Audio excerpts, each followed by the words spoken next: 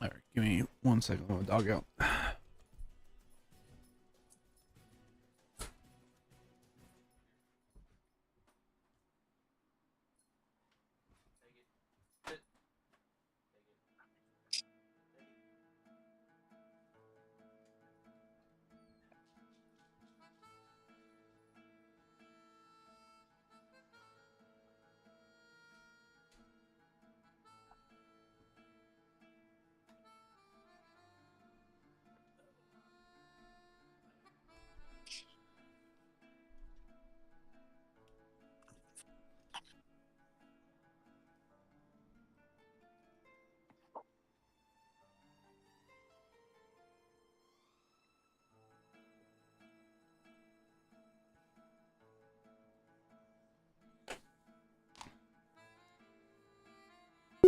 Now recording. All right, everything's set up. All right, so, oh,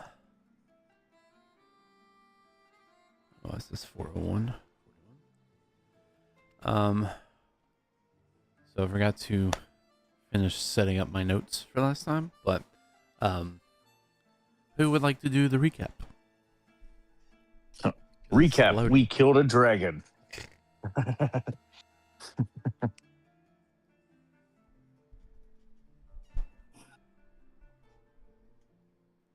Wasn't that pretty much the entire session? I don't know. Was it? How much of the session was actually fight? I mean, we did have some RP at the beginning and the end, but it was mostly the fight. It's because it was split in two. I mean, there was the part where we were going into the palace, and Jarvis cracked some skulls to get us past. Dio played deceitful to help avoid an encounter by lying about being helpless. And Embra went smash a bunch. Everybody rolled crits. Pretty sure Embra and... Who is it? Embra and Nero rolled double crit, or at least like 2 crits of that fight. And Jarvis might be in love with the real queen. Find out more at 11. Ember also talked a guard into knocking himself out. Yeah. Overall, pretty epic. And then with a climactic... Oh, and we cannot forget Jarvis pulling one of the most epic moves I think I've ever seen, and pouring the poisons down the dragon's throat. Yep. Unfortunately, in my notes, I do not have the list of effects that happened before you just declared him stunned. So much should happen. So much unnecessary shit happen.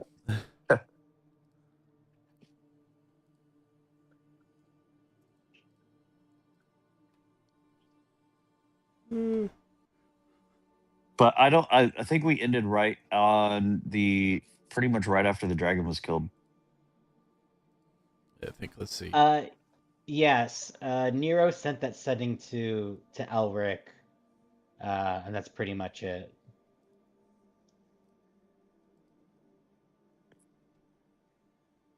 I think you guys ended off. You guys were free to go. Pretty much chow down. There would be food waiting for you guys. Time to rest.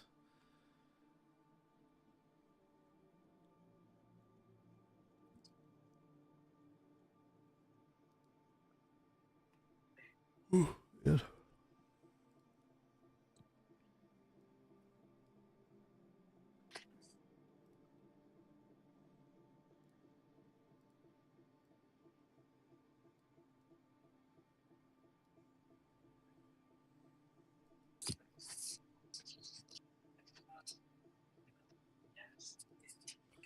Are we like back at the inn? No, you guys are actually still in the palace. Yeah, you guys were pretty much told that you'd have rooms prepared for you here, as well as meals to rest and recuperate.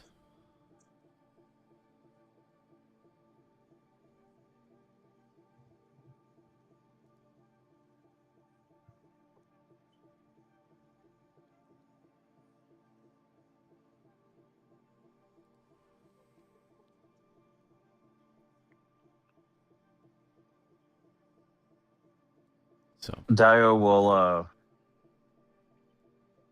walk over to Jarvis and be like, that move where you shoved all those bottles into the dragon's mouth, how'd you even think to do that, Jarvis?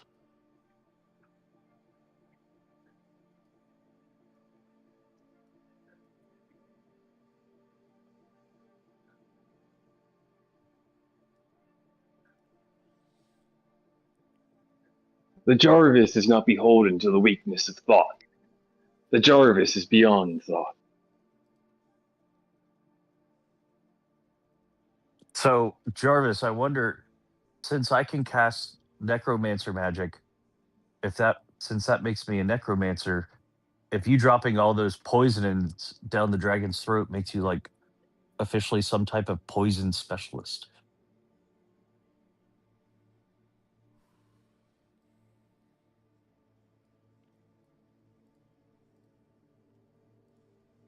Let's say he looks his version of thoughtful for a second.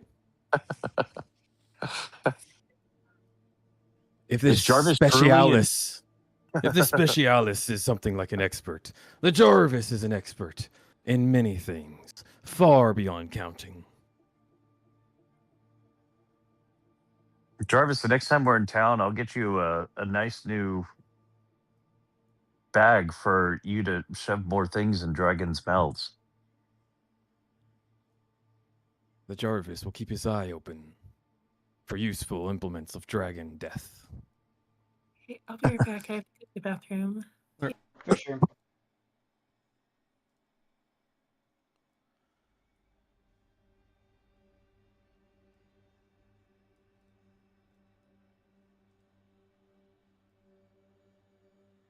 And Dio will spend time telling Jarvis how awesome he is until it's time for bed.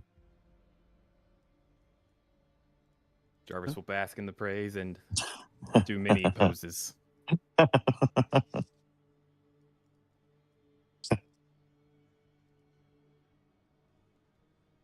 Oh, but Dio will take a note to ask the queen if she has any idea about the whereabouts of the true location of the dungeon we seek.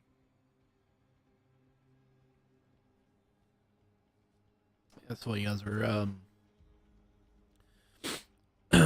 settling down, and a meal is had and shared. You bring this question up to her.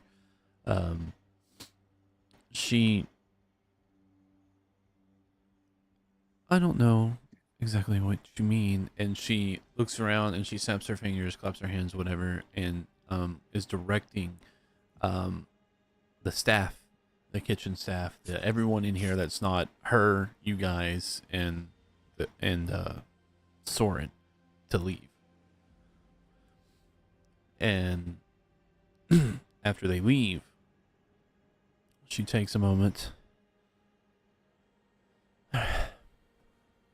The dungeon is that location is a closely guarded secret in my family. It has been for generations. It is the only passage I know of now that is still accessible is directly underneath the palace. I'll show it to you tomorrow.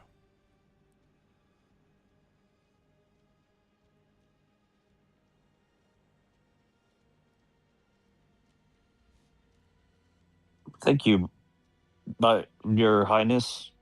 Sorry, I was about to say My Highness. My Highness.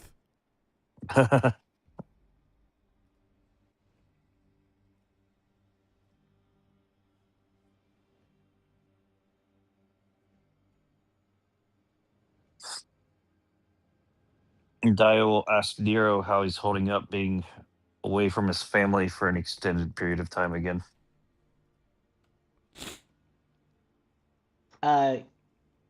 You notice that Nero's like a little busy thinking, and then just looks up at you and says, "I'm sorry, can you say that one more time?"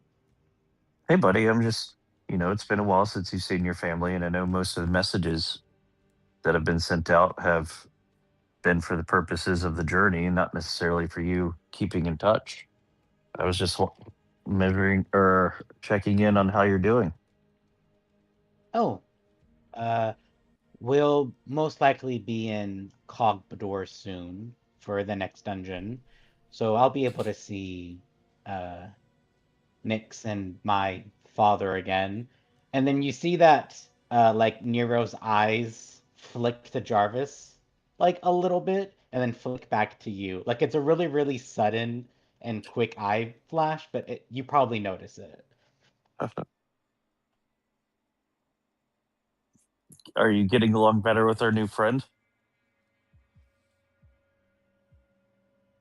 Yes.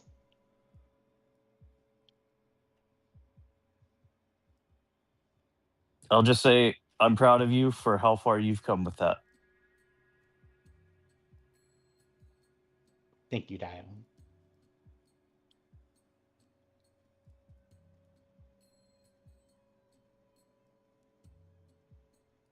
All right. Well, I'll leave you to it. Then I will kind of walk away, like unsure if if Nero's just like, did I hit a sore spot or what? Dio does not have the insight to be able to tell that.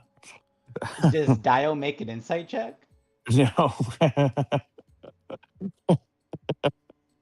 Dio thinks that you're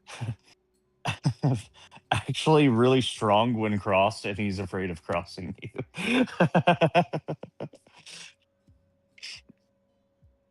If you want to make an insight check, I'll just tell you directly. Okay. It's 15.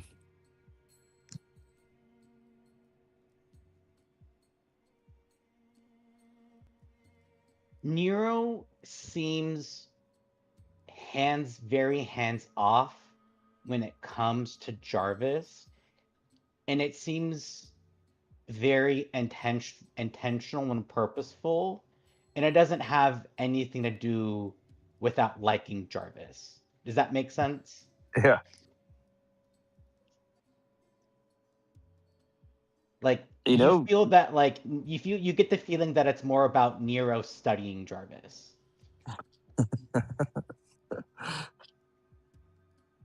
if Dio thinks that Nero is studying Jarvis, Dio will take a note that maybe there's a secret journal of Jarvis that Nero is keeping to be found later. That's a read for fun.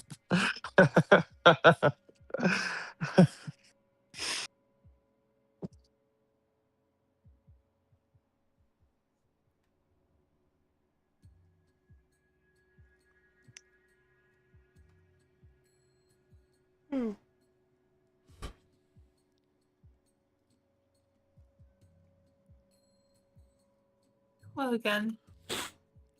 Hello. Welcome back. Welcome back.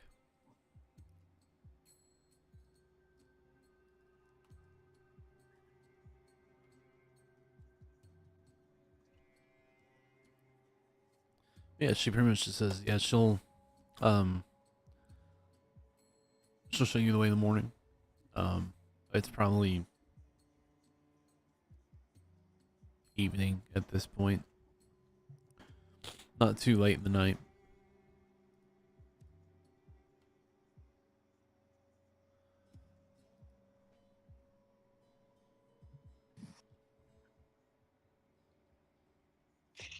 Dio's gonna call it an early night.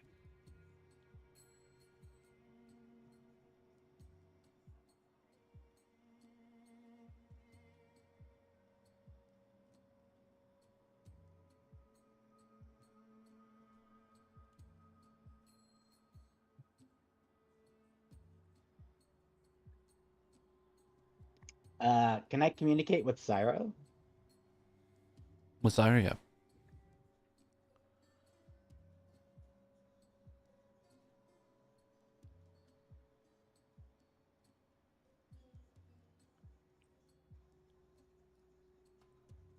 What would you like to say? Yeah. So Nero's feeling more comfortable like dipping into the room. Uh, and it's like Cyrus probably busy, so it's not like he's pulling her in, but he's like tapping her shoulder to get her to join. After a few moments, yeah, she kind of apparates into the space.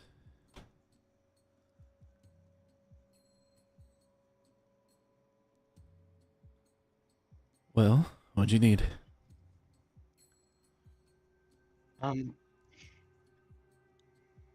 Can I... Have you seen Morgana's... Have you come into contact with people Morgana employs, or who work for her? The way you just said employees that work for her. Um,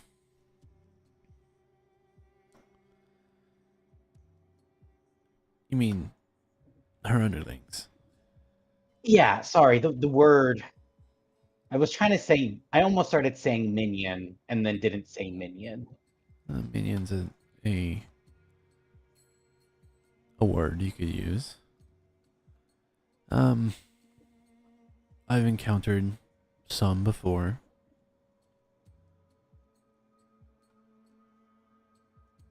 Have you seen any with tattoos?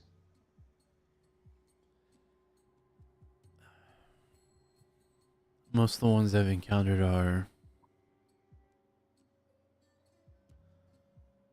just high enough level to have some information, but just low enough to not be granted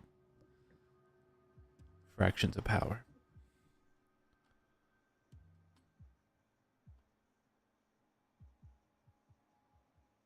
Okay, I already figured that the tattoos are power.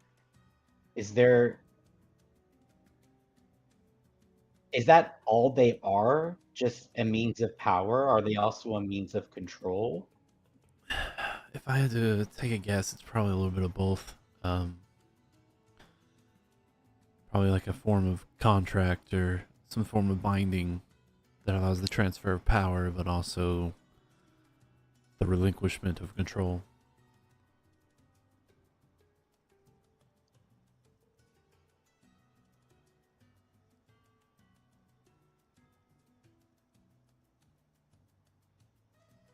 Okay, I came across something and I wasn't sure. Do you have an idea of how many people have those tattoos and who they are? I couldn't tell you a number. I'm not sure how far her network actually goes, how many, how far it spreads across our known world.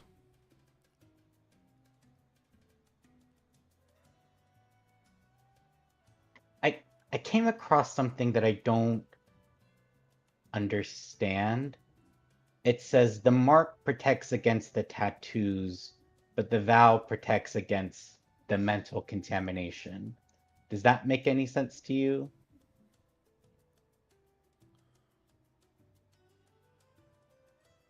I think you're getting some things confused.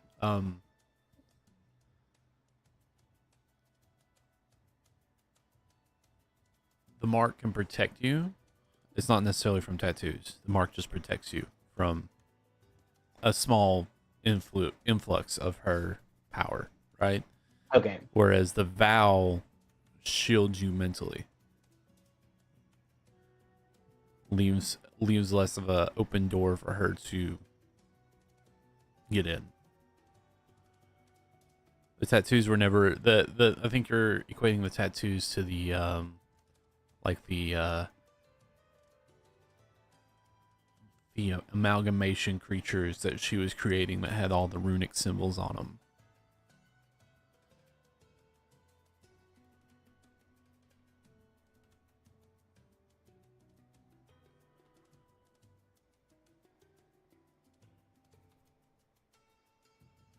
Okay, cool. That helps a lot.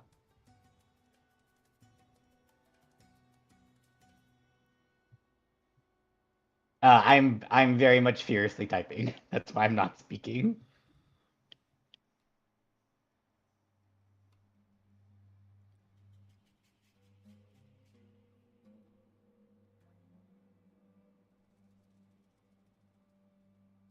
Uh, the reason why I'm asking is because we've come across some people who, I guess, minions, and none of them have had tattoos. So I'm just trying to figure out more.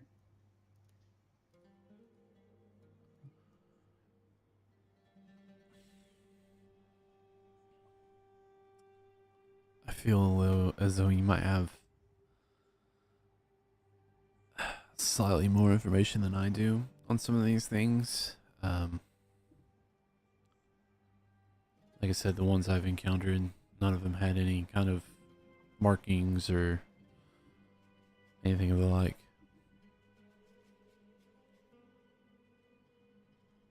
Do you know what's going on at Scorpion's Hollow?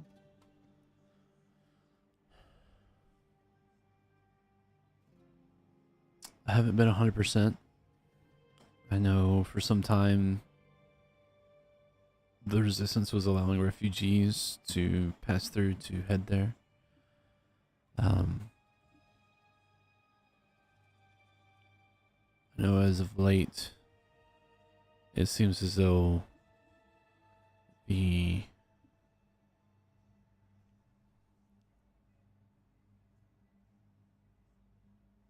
direction of some of the city's choices have been less beneficial to its common populace.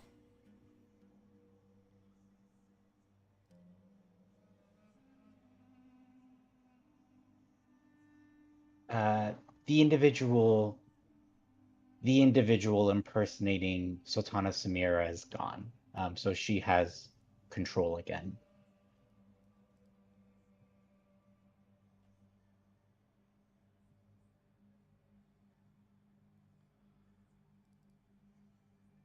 I see. Well, that is good to hear.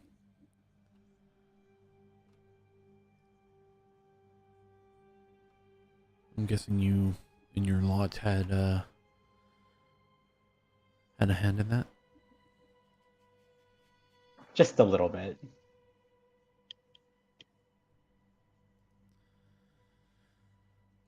Oh, well, it seems wherever you go, you manage to do some form or fashion of good. So,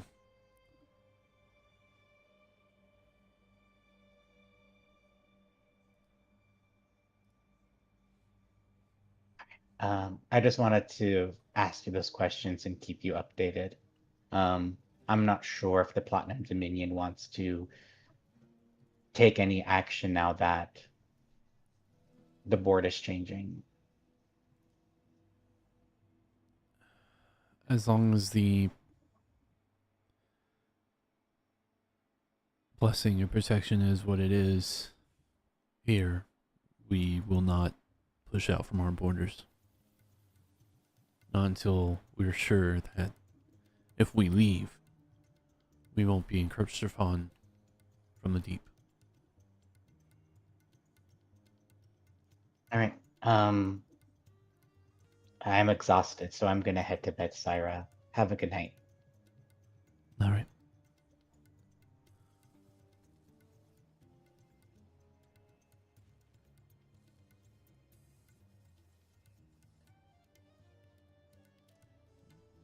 Connection disconnects.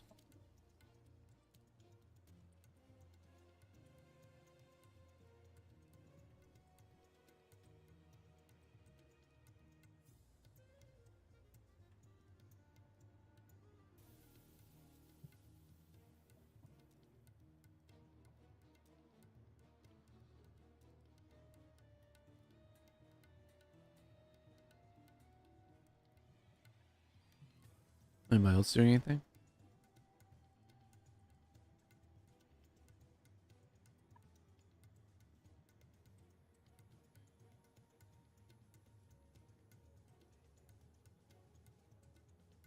Nope, I'm not doing anything, so Nero is just going to go to bed.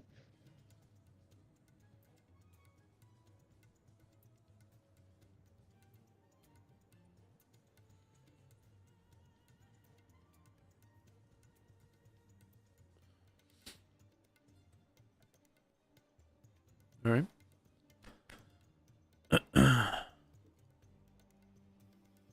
Embro, Jarvis, is there anything you two wanted to do before you head to sleep?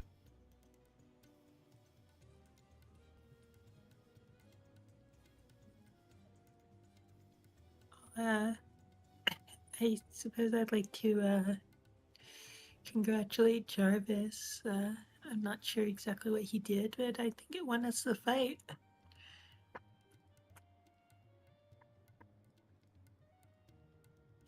What exactly was in that bag, Jarvis?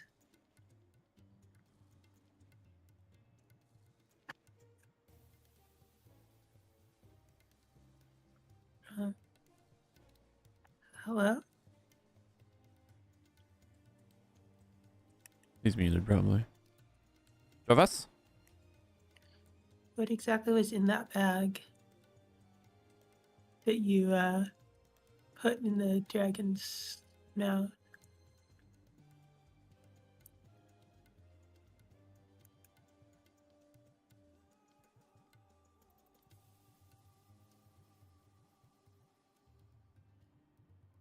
Give him a second. He might be away from his computer.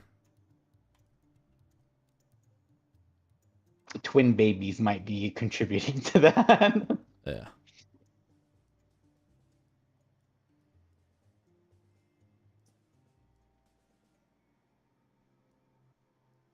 Hey, sorry.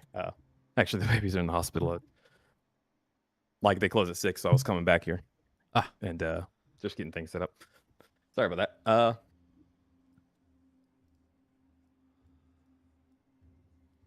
Yeah, the Jarvis is not sure. He got the bag long, long ago.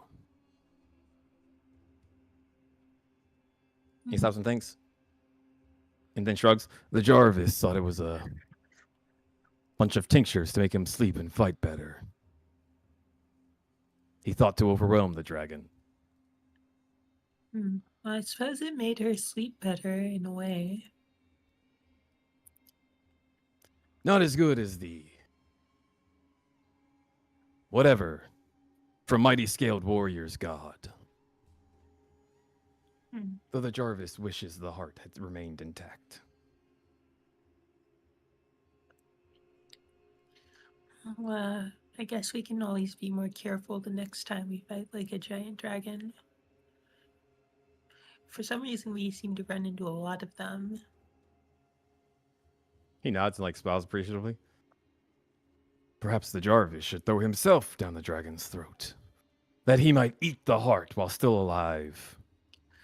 And he kind of looks at you curiously. Do you think that would give the Jarvis lightning powers? I don't know. I feel like that'd be something to ask Nero. He's more of a magic expert than I am. Puny horned one. He scratches his head. He seems the least good at think in the party.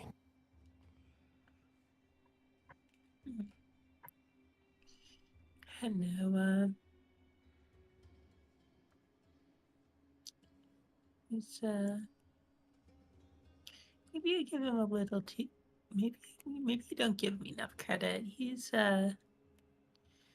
pretty clever. He always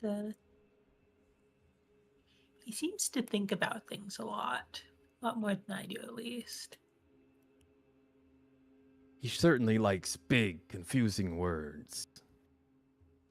The Jarvis thinks of these as tricks, not good talk. I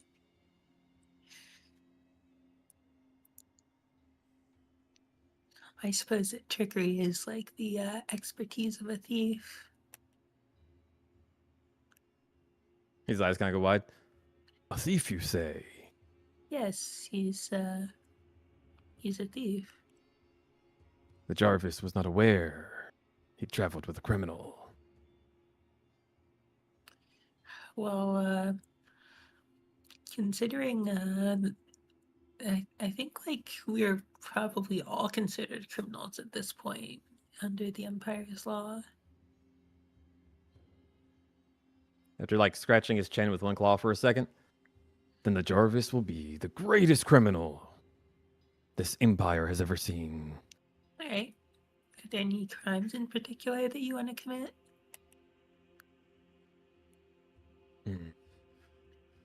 The Jarvis is hungry. He will rob the King's entire pantry.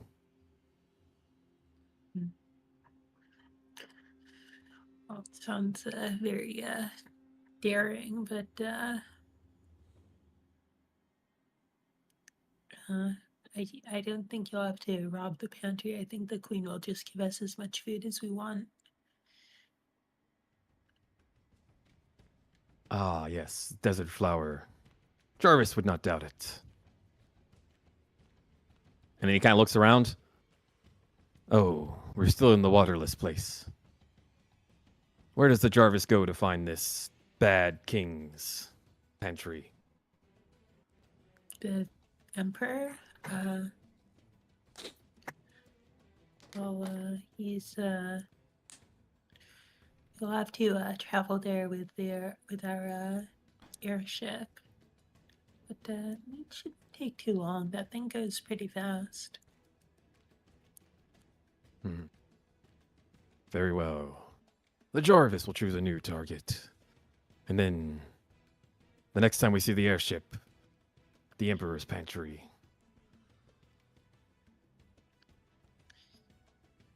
Yeah. Well, I wonder what sort of food he keeps. He is evil, but do evil people have like the same taste in food as like normal people? I guess. Maybe he has like, I know, endangered species meat in there or something. Something evil like that. Yes, if he is the most powerful, he would clearly keep the meat to himself. Right. But rare meats. What kind of meats would you steal from him, mighty tree warrior? Well, I suppose my favorite meat would be venison. Just in the wood, just going up in the woods, and I learned, my family taught me to hunt, and I guess it's always tastier when you kind of hunt it yourself. Jarvis nods. Indeed. No meat is sweeter than that which struggles in the Jarvis's jaws. Oh. The Jarvis wants to eat another snowbird. Well, there's not much snow around here, so... Good. The Jarvis hates the snow. Almost as much as he hates this sand, waterless place. What sort of climate does the Jarvis like? The Jarvis is most at home where it is moist and wet and watery.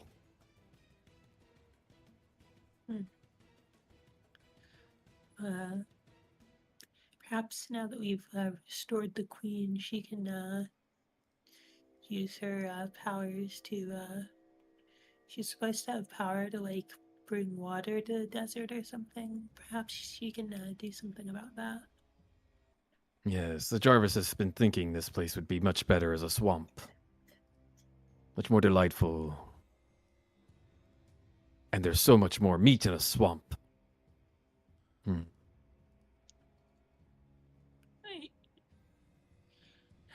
Well, I'm gonna go to bed now. I'll see you tomorrow. Sleep well, mighty tree warrior. The Jarvis hunts. And he stalks away in search of meat. Alright, see ya. I love Red Jarvis communication. Ember is like just like the two of them just have like combined like 3 brain cells. And 2.5 of them are in embryo. Yeah.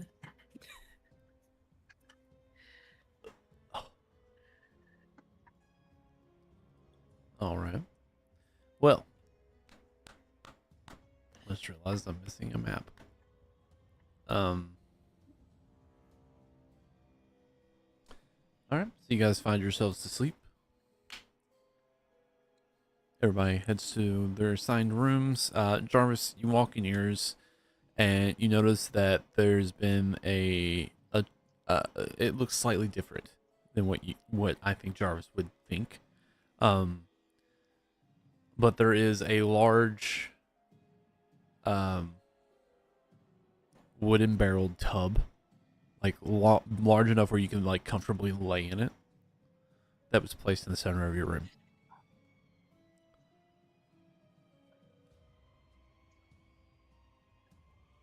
All right, he lays in it very contentedly.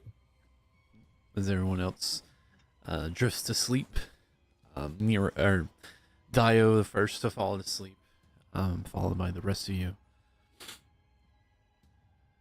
As sleep takes you, you sleep calmly through the night, greeted by the rise of a fresh sun. You all sleep roughly, probably not early morning, but just into pre-noon, around 10ish o'clock, probably, sore, exhausted from the previous battle. As you all come to consciousness, what would you like to do?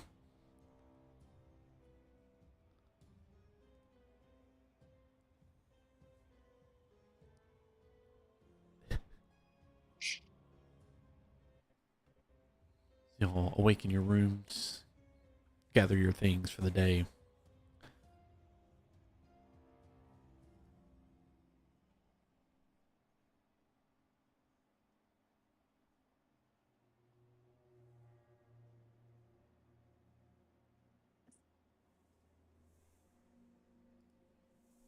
Um, I now that we can, I guess, freely move along the city, um, I would like to explore and like try to find like the magic hidden around. Does that make sense?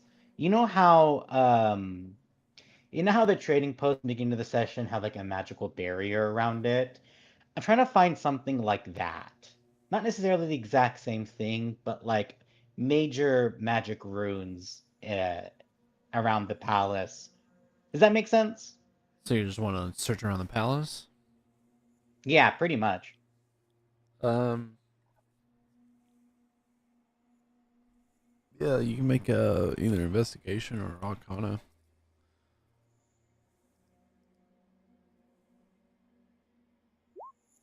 15. 15.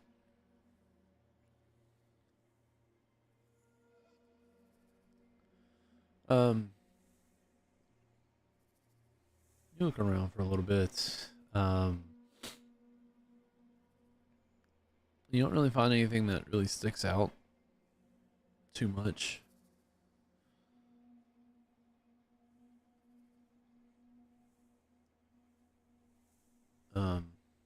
Do however, around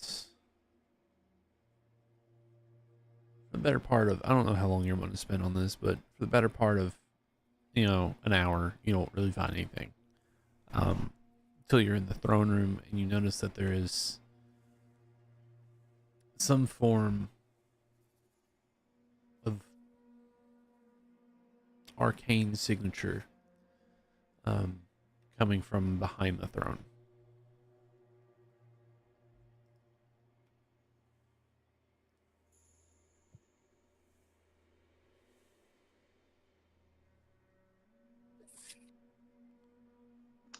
Would I be able to ritual cast identify on the I imagine is this like on the back of the throne itself? It is at the back of the throne. It's not attached to the throne. It's like I should be. it's like a Mhm. space around. If this is something I can touch, uh, I can probably cast Identify. If not, I can Ritual cast Detect Magic instead. I would say ritual class detect magic. Cool.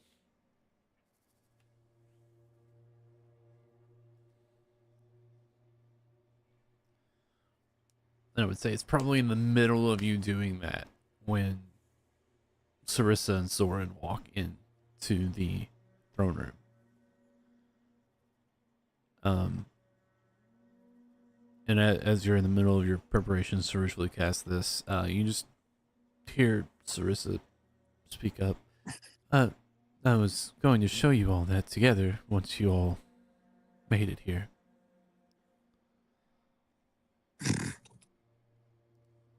Oh, sorry. I was feeling a little restless, and my curiosity got the better of me. Well, that's good. I'll just wait for everyone else. Um, and then like let through the earring, let everyone know like I'm with the no rush. I'm with Samira in the courtroom. In the courtroom. In the throne room. All right. Dio will seek out, would a like potion maker be an apothecary? Yeah. Potion maker, me alchemist, or apothecary. Yeah. Yep. Dio will seek out like a local alchemist or like apothecary type shop and try and get a present for Jarvis of something that would actually legitimately help him sleep, along with explaining kind of what happened and asking if he had any random, like, could he get a bulk discount on random effect potions? Uh, As well as a bag to hold everything in. Um.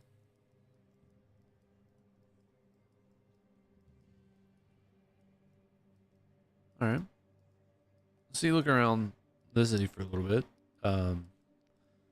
Eventually, you do find a like an apothecary esque type deal. Um. And walk in and you see just a short, hunchbacked old man, uh, crazy, scraggly white hair, with bald patches here and there, singed, kind of, I think like almost Doctor Eggman with a mustache out to the sides, like singed and burned, but it's just singed and unruly, essentially. Um, and yeah. Hello, sir. I have a large alligator friend that has trouble sleeping. Might you have something to help with that? A large alligator friend, you say? Yes. He is not the one that has been rumored to be intimidating the populace. Oh, you had me worried there for a second. Well, yeah, trouble sleeping, you say? Yes. He's been drinking random poisons, not realizing that they weren't sleep aids. He's been looking for a sleep aid, so I thought I'd do something nice for him. That is, they must have a very hardy constitution. Yeah, this guy's the type that rips open dragons' mouths. Interesting.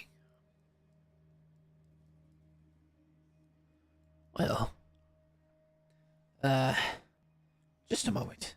And, he kind of turns around as he's moving. You see he's like shaking really bad. Like this guy looks ancient, right? For a human.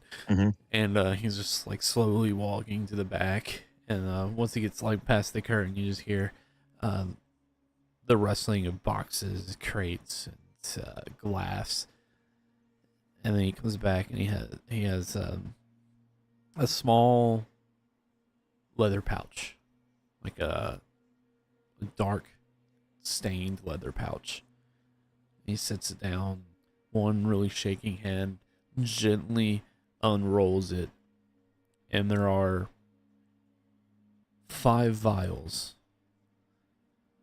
And he pulls one out. They're all the same. He pulls one out, and they're this deep, lucid violet color. And he gives it a small shake, and you see these barely noticeable, but you can just see them, these effervescent, almost iridescent crimson flecks flow through them. And those are pretty. He slides it back in. These are tinctures of the Night Raven, as I like to call them. They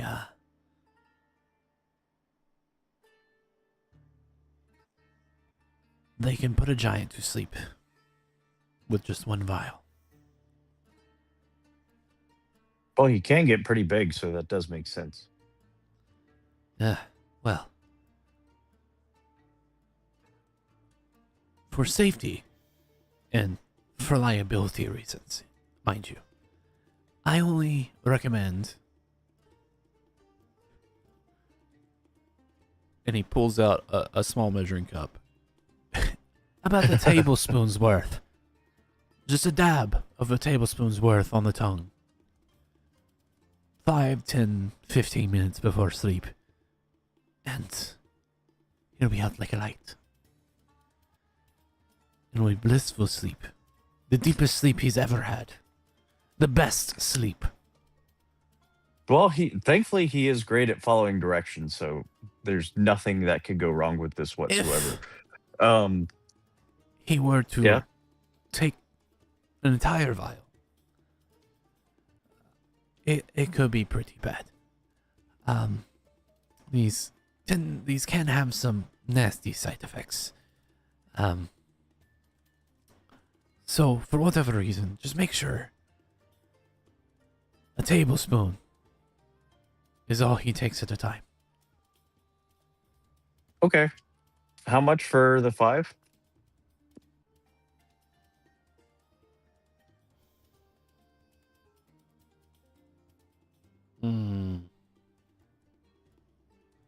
These are fine potions, but unless I don't have much use for them, not many people are keen on them. I made them as sort of a experiment gone awry. I will say 100 gold.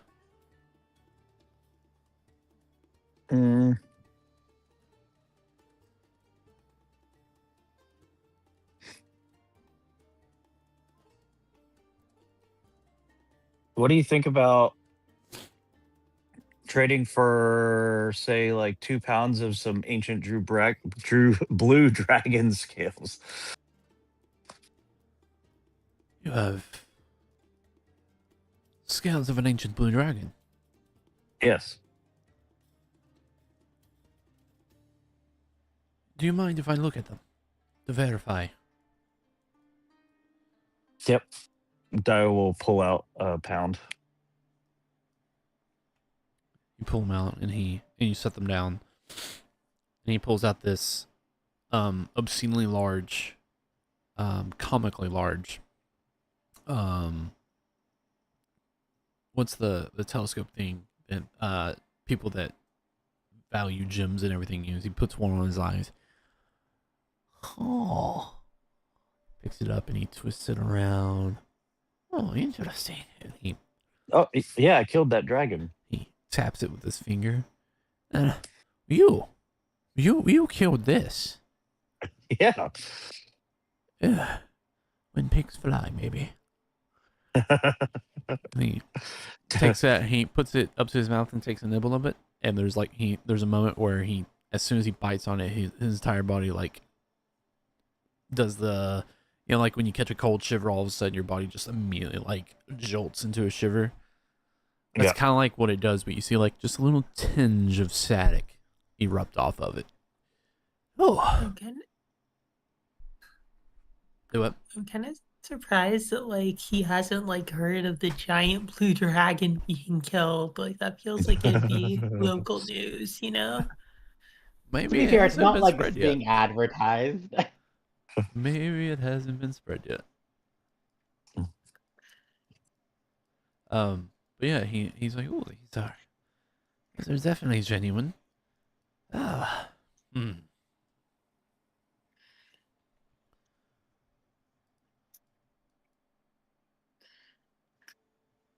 I tell you what, how much do you have of this?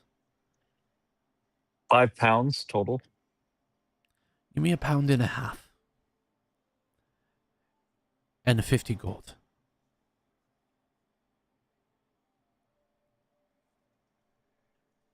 Can you throw in some, say, other types of failed bottles on the side? And we'll call it a deal if you can include those in a separate pouch. Just an assortment of randomness. Yes. Oh, you young people make the strangest of requests. Just the other day I had one similar to this. Yeah, it was strange. But alas, I will do what I can. And he goes to the back and comes back out, and he has a sort of similar satchel to what Jarvis had that he threw in the dragon's mouth. Mm-hmm. And you open it up, and it has some similarities with like the vials and stuff you see inside have some similarities in them.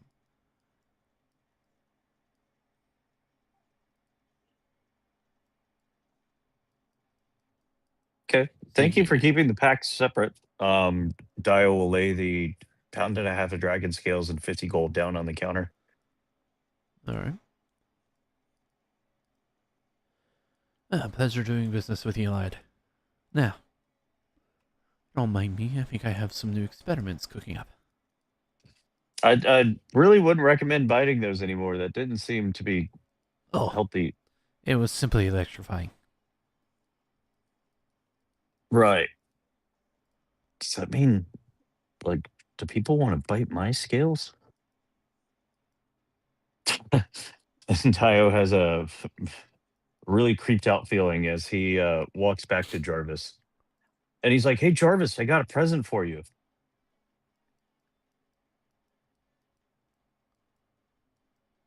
I'll say Jarvis turns around and raises an eye. So in this bag, and he'll hold up the one with the sleeping potions first. He'll say, I actually got you something to help with sleep. Just be careful though. You only want to do 1 drop on your tongue before bed. Don't take a whole one. 1 drop on your tongue before bed. Jarvis will take the bag. Jarvis has never needed help putting his enemies to sleep. No, this is for But he you will to be glad to try this. This is for you to sleep. You told me, you said you were having, I thought you were having trouble sleeping. That's why you're taking the tinctures. Jarvis is not tired. And he like kind of like holds it over his shoulder. He'll drink it later. But I also got something for Jarvis as well. These are meant for your enemies. And he'll hold out the other bag. I have no idea what's in it, but apparently it's not good for your enemies' bellies. Jarvis will grab it and give it a little shake. Like a very gentle, just side to side, see what sounds come out. Yep. It is, the sound of it is exactly the same as the sound that you got from the previous one you had. Jarvis nods in appreciation. The Jarvis looks forward to the future. Consider that a thank you for your help with the dragon. Honorable Jarvis. He just kind of like holds a pose, like looking up, chin all the way up, just very proud. Then claps you on the shoulder. The Jarvis forgot what we were talking about. As Is there did another Dio. dragon? There might be in the dungeon if we go meet up with Nero. Correct. The Jarvis forgot about the dungeon. Onward, tiny scaled warrior. And he like has like one arm around your shoulders, and then he just starts sprinting, and he doesn't let go. You're just in his arm. I'm willingly grappled by Jarvis. Just be glad it's not in Jarvis's mouth. Oh, he would get a Krill's rupture spell if he tried to alligator death roll me.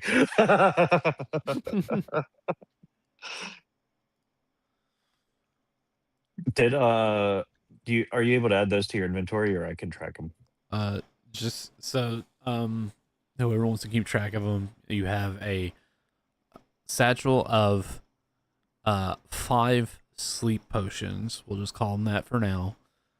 And then a sack of, I believe it was 20 total for the original one, of random potions. And we'll still do that again.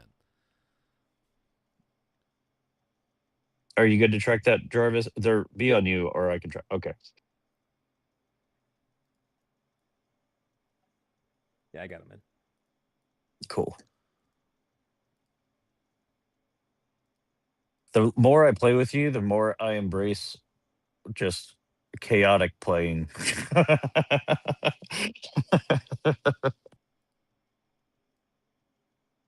Yeah, I'll say he has both those sacks in one hand now. We'll see what happens.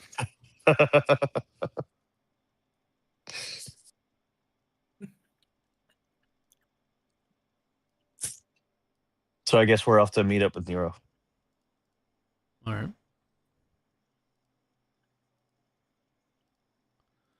So you all make your way, or you two make your way. Say you're passing through like the main hall, past the gardens as Embra. Were you taking care of anything before joining up with everybody else?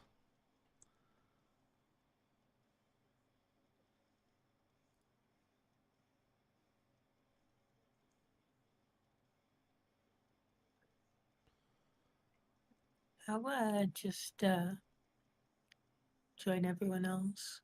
Yeah.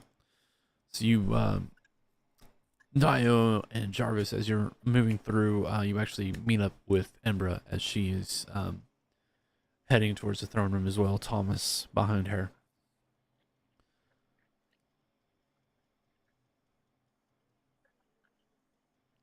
As after a few minutes, you all kind of make your way into the throne room where you see Samira, Soren, and Nero, who is in the process of going ahead and just reversing what he was doing with his ritual and putting away all of his supplies for the ritual.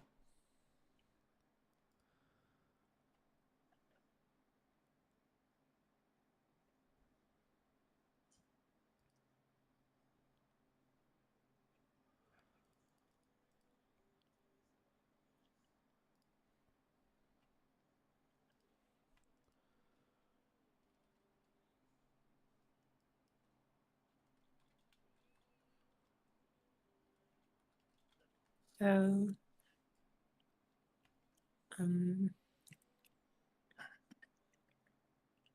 The Jarvis has come to crush and or party.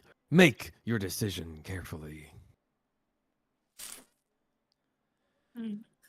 That's how he enters. Crush we've gotten rid of all the people we'd want to crush, so I think we should try partying instead now. He then looks surprised under his arm. Mighty scaled warrior. You're faster than I thought. I've just learned from the best, Jarvis. He must be speaking of the Jarvis.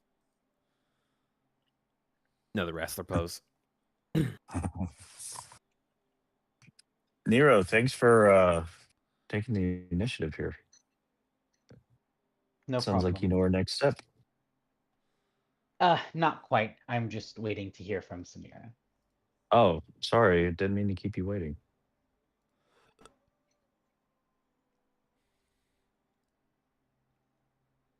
Yeah. So once you're all in, she that's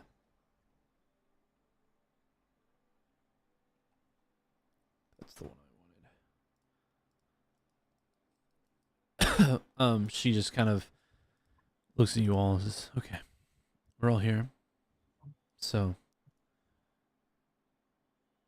we can begin." And you see as she kind of um walks to the back of the throne and kind of clasps her hands together, almost like a prayer, um, before you hear a as a solid slab just moves on the floor. It's a piece of the floor just moves backwards and recedes into the wall, as now there is a staircase descending down.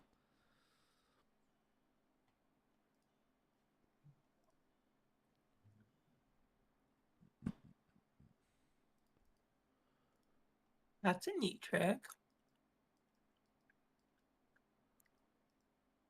I'd imagine that's what it looks like in wherever you're going to hold up in the forest after all this. I can imagine like a really cool like secret forest grove.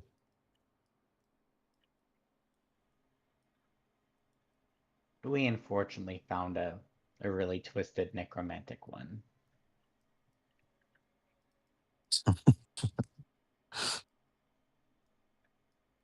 Are you okay, Nero?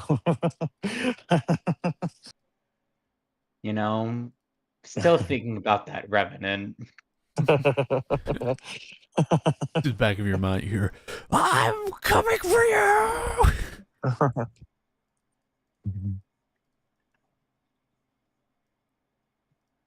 Well, speaking of scary things, why don't you go first, Nero? Looking down at the dark hallway. It Scaredy just cat. descends. It descends like hundreds of feet down, like into just Yeah. darkness. Nero has dark vision, so like Nero offers his hand out to Dio. Like, okay, follow Oh, me. oh, I, I do too, thankfully, but I'll still hold up Solaris to help the others. For sure. Dio just doesn't want to get hit first by any traps.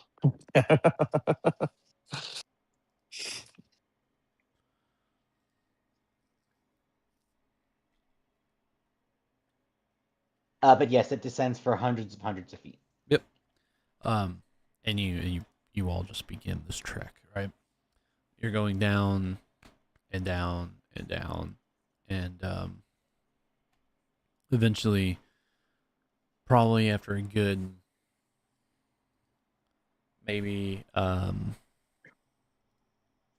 hour of walking, you're all feeling it kind of in your legs. This many stairs. I don't know if you've ever had to run up and down stairs for hours on end, but it sucks. Before eventually you find a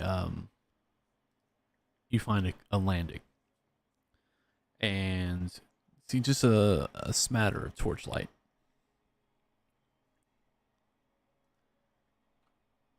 I think I've had this in here.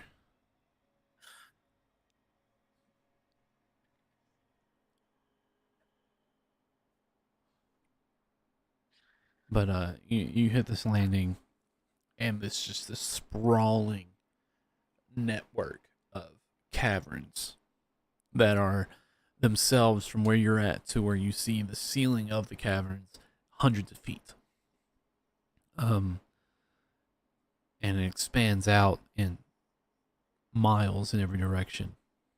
But what strikes you the most is this sprawling network of ruins. You see destroyed, ruined buildings of ancient buildings. but probably one of the most significant things is this network of aqueducts that you see that are kind of raised above the ruined buildings and stuff.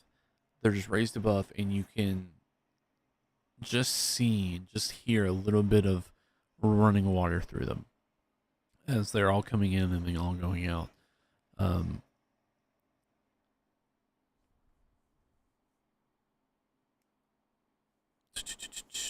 But at the deepest part of this, as you continue forward, still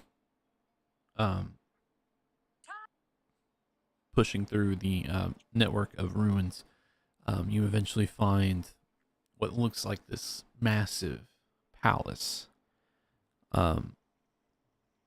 This, even down here, even long forgotten, this massive palace of magnificent proportions, vaulted arches holding up large opulent domes, open archways raised 30 to 40 feet in the air by solid marble columns, gorgeous stained glass windows with what look like gold and ruby encrusted seals and borders lining outer walls. But there's almost this haunting lullaby that calls out to your ears, almost like a siren song. Promises of gold and jewels and wealth beyond dreams, wishes granted. And you all hear, just you guys, hearing, almost sounding like in your heads, but in a whisper. What do you wish for?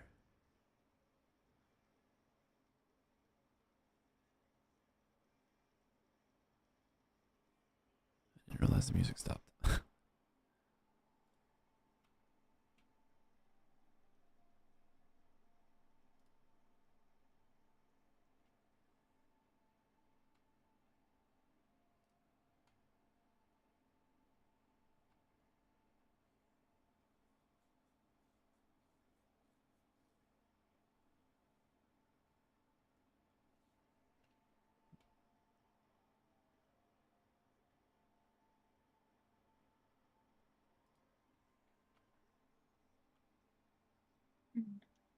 I, I wish that we could resolve this whole conflict as quickly as possible and bring peace to Hyperion.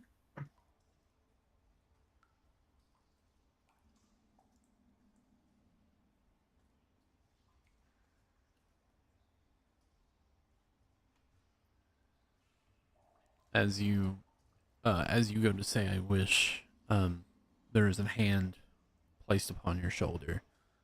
As Samira just puts a finger to her mouth.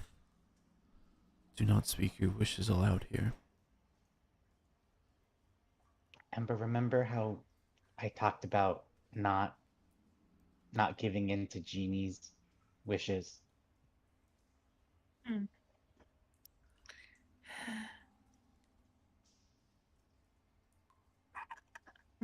About them.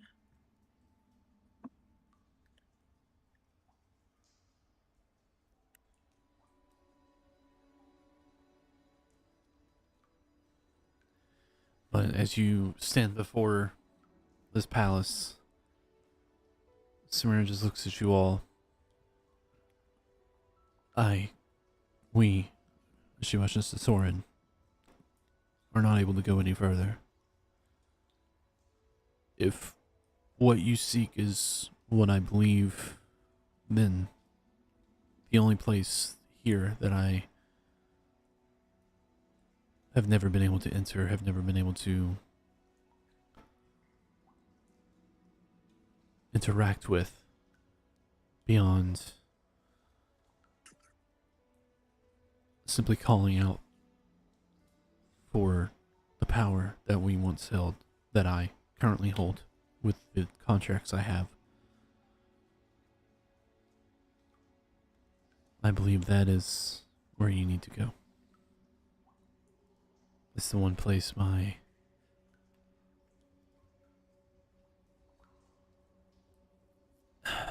that my father and his father before him, so on and so forth, always warned us about.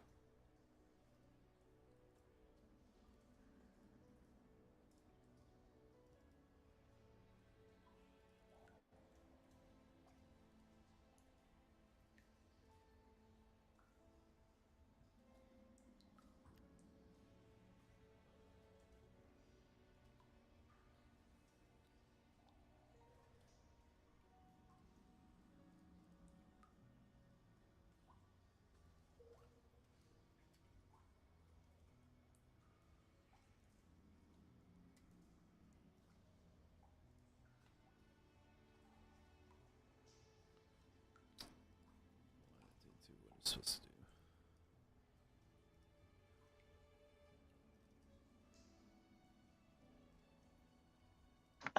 do. Do we see uh like a plate to put our sentinel marks? Yeah, so you walk up. I'm assuming you will walk up. And you see the large doors affixed shut. And there ahead, just kind of in the center on this pedestal, is another similar thing to place your hand. And on it is scrawled,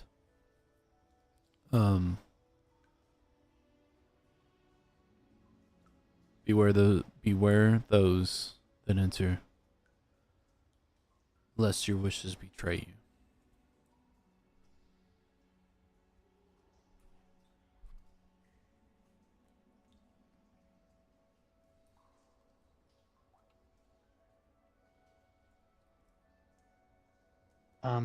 Desmond. Shit. Sorry, I just said Desmond. Um, Jarvis, if you want to open the door, put your hand there. Jarvis will do that. Okay. You sit your hand on it, and you feel this. It's almost in your mind. You feel the gnome start kicking up fire in your tummy as you feel this pulsation of energy travel through your body, through your hands, and then there's just a loud, resounding boom as the locks begin to open and the doors open slowly. Inside is darkness.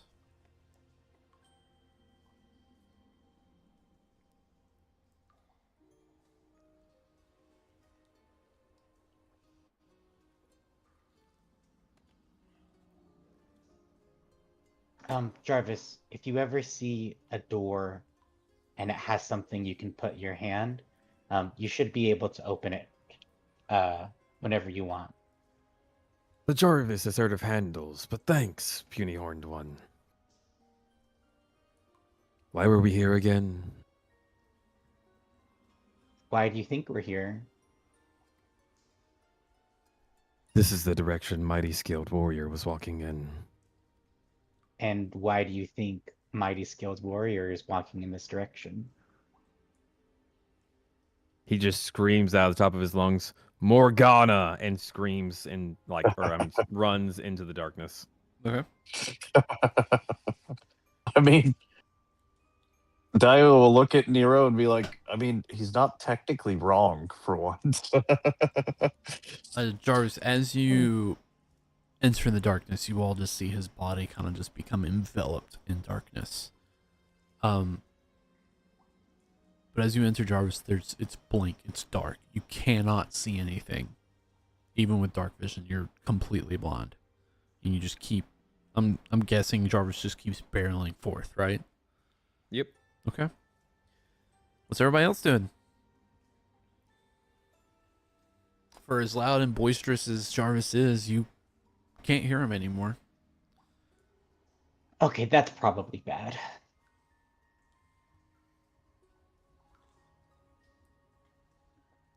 The queen just kind of looks on and is like, well, are you gonna go after him? Yeah, I kind of have to. I'm gonna cast seeing just how sheer dark it is, I'm gonna cast dancing lights around all of us. Okay.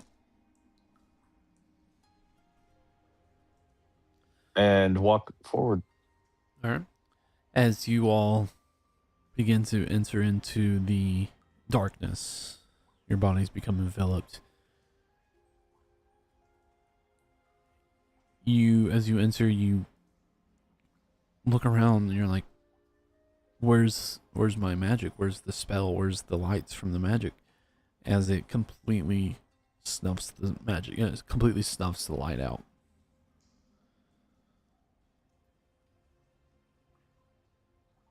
And then you all hear... And Dio's just gonna be like, Embra! Embra! Can you hear me? Yeah, you guys can hear each other inside. And you then hear a loud as the doors seem to have shut behind you.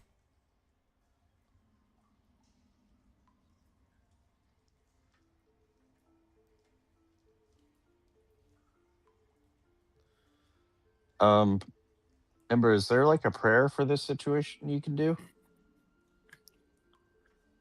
Nero, why is my magic not working? I'll cast Prestidigitation and see if a light appears in my hand. You feel the magic go off, but the light is not there.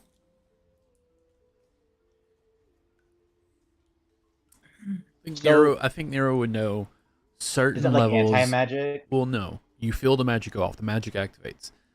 You know there are certain levels of magical darkness that snuff out all light.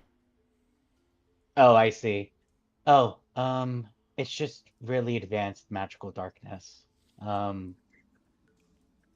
really advanced darkness magic, I suppose.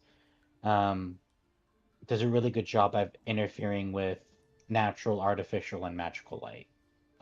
We're really going to have to soup up a light spell in order to create light here in this space. So in the meantime, Dio will like reach his hand out and offer a rope to Nero and Embra if they want it to stay attached. A rope of friendship. Yeah, so you guys stumble around for a minute before you're able to find the end of the rope. Ahead of you, you hear a loud crash. As Jarvis, you're running blindly, and you slam straight into a wall and fall back. You guys hear this Okay. roughly 60 feet in front of you. So Jarvis still has animal instincts. You know, he's got like a steam engine. So like when he's like charging forward, he's ready to like catch something when he can't see, and he's using his keen hearing and smell to kind of navigate. When he hits the wall, he kind of just slap his hands into it and like claws and use it to push himself in another direction, looking for anything. Yeah. Is there Nero- range on smell? Like, would Jarvis be able to smell us 60 feet away? Probably. Nero would just shout out, Jarvis, follow the sound of our voices, and we'll just keep on talking loudly. Yeah, we'll say after a few moments, you guys kind of gather up. So Jarvis just keeps running along the wall. Yeah, you can probably run 10 feet in either direction before you hit the wall. And then you turn around, you run the opposite direction, you hit the wall again. It seems like one long hallway. Well, With a dead let's say end? long. This is one hallway that is roughly 100 feet long from the door you came into to where you hit the end. Okay. Maybe not a dead end, maybe just a door. You just couldn't see it.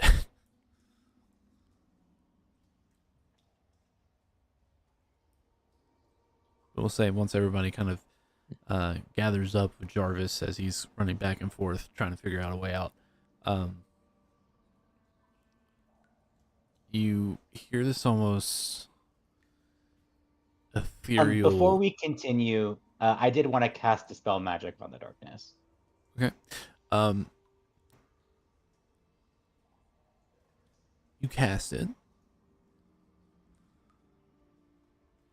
What? Read me Dispel Magic again? Or post it?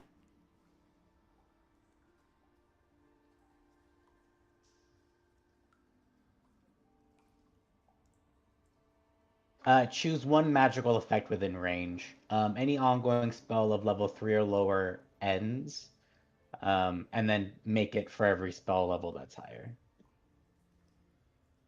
Roll me that check.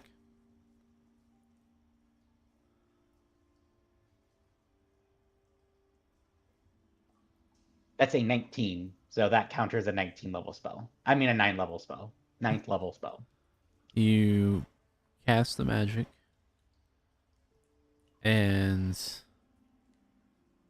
the darkness kind of pulls away, and just to the edges of the wall. So you can see now with dark vision.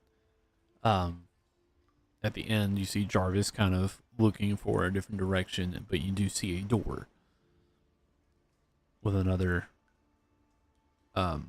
pedestal next to it. Solaris should work now. Dyer will hold it up and be like, Imbra, Jarvis, can either of you see in the dark? I assume Ember cannot. Because Furbolgs it's do not magical have it. Nope. darkness. Yeah. Oh, go ahead.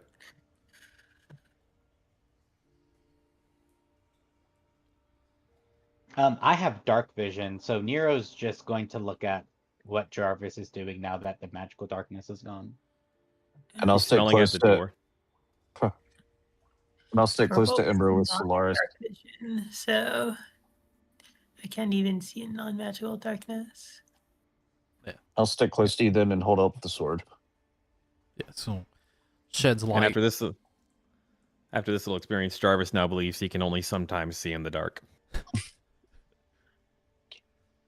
So he does say, sometimes this door, it blocks smell.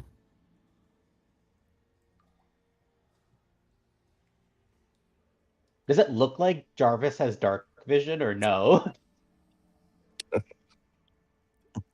You're I unsure? think racially he does, but in character, I have no idea. I would say it would to you now. Okay, Because cool. he's focused on the door and he's like sniffing at the edges. You know, because normally like when doors aren't like big mechanical technology things, like sounds and smells come through very easily. So he's dumbfounded that this door does not do that.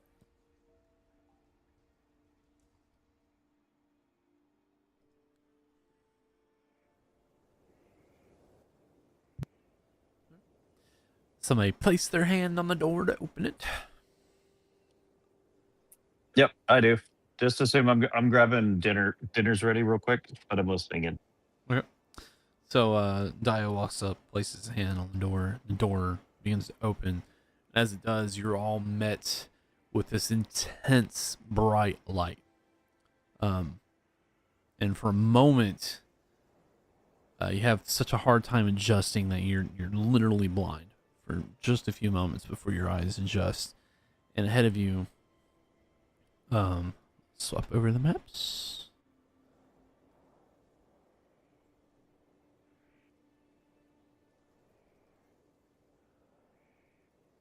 Ahead of you, you see this site.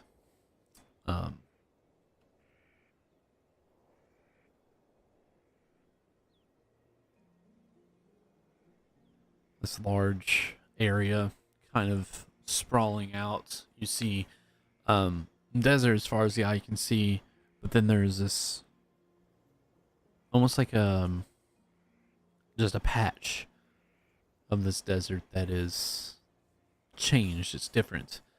In the center, there's a small oasis, pool of water. To the left, there is a rocky stone, almost mountainous area. To the right, where there's vegetation, and then directly ahead, you see boiling magma and this large set of double doors.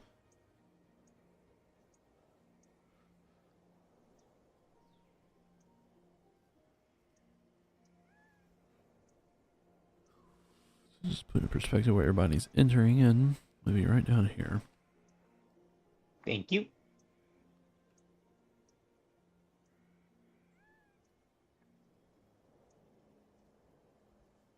Jarvis just kind of looks around, seeing the 4 elements all represented. The Jarvis thinks he has come to the location of his destiny.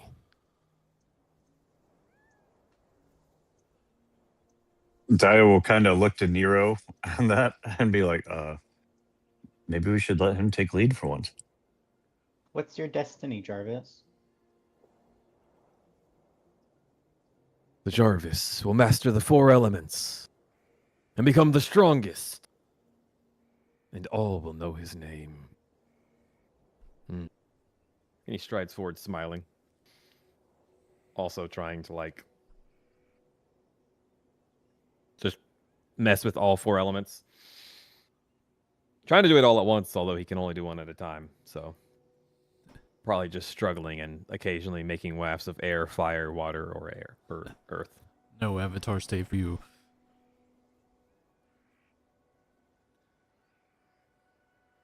Dio will kind of walk up with casting Sorcerer's Burst in various elements next to Jarvis, somehow trying to help.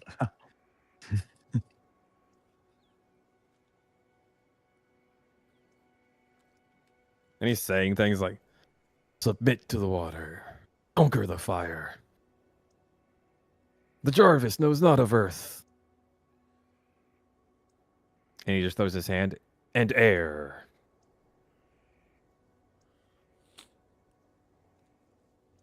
Jarvis, can you manipulate? So you can manipulate earth, water, fire, and wind individually? Yes. The Jarvis has had this power ever since the gnome awakened.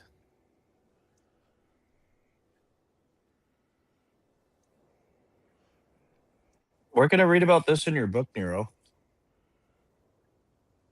Continue reading the book. Dio just kind of looks down okay.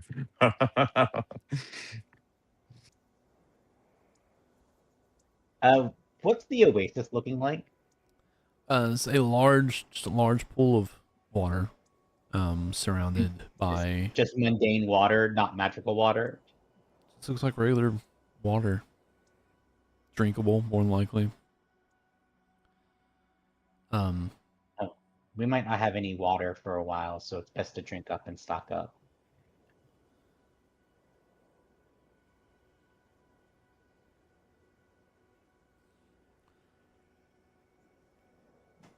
What would you guys do here?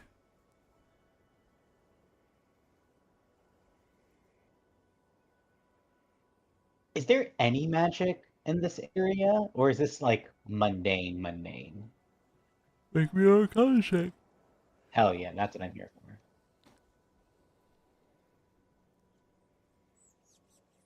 $16. Thank God I have a plus 13 to this. Yeah, you feel magic all around you. Entire space is magical. It's like ambient magic, not like any particular magic. You're definitely feeling an overabundance of ambient magical energy. You feel like this, from how everything happened and what you remember from the first dungeon, is probably its own pocket dimension.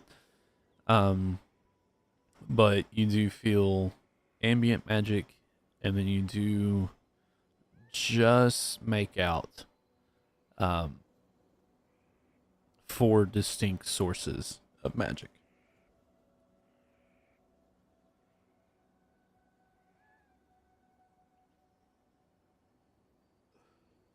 One to the left, one to the right. One directly ahead of you, and then the furthest one probably being right at the doors, the double doors.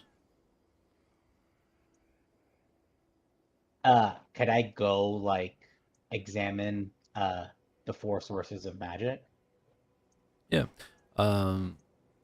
So as you walk up to the closest one, being in the oasis, you just faintly see what looks like a rippling whirlpool almost, but the whirlpool itself doesn't look like it's natural. It looks magical in essence, but the way it looks doesn't look like a whirlpool either. It looks almost like a swirling, almost portal, almost.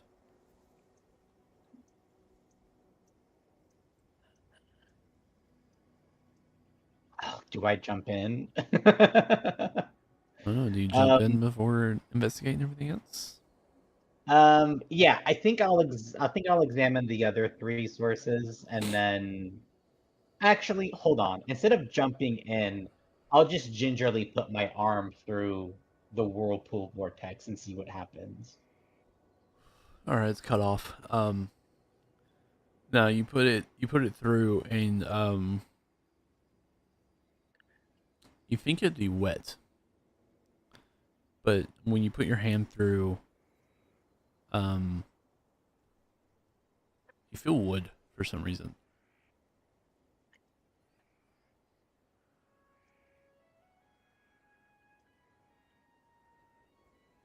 And then you feel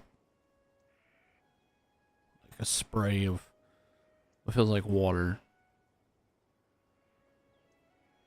And then every so often you feel more than every so often you feel it feels like rain downpour on your hand.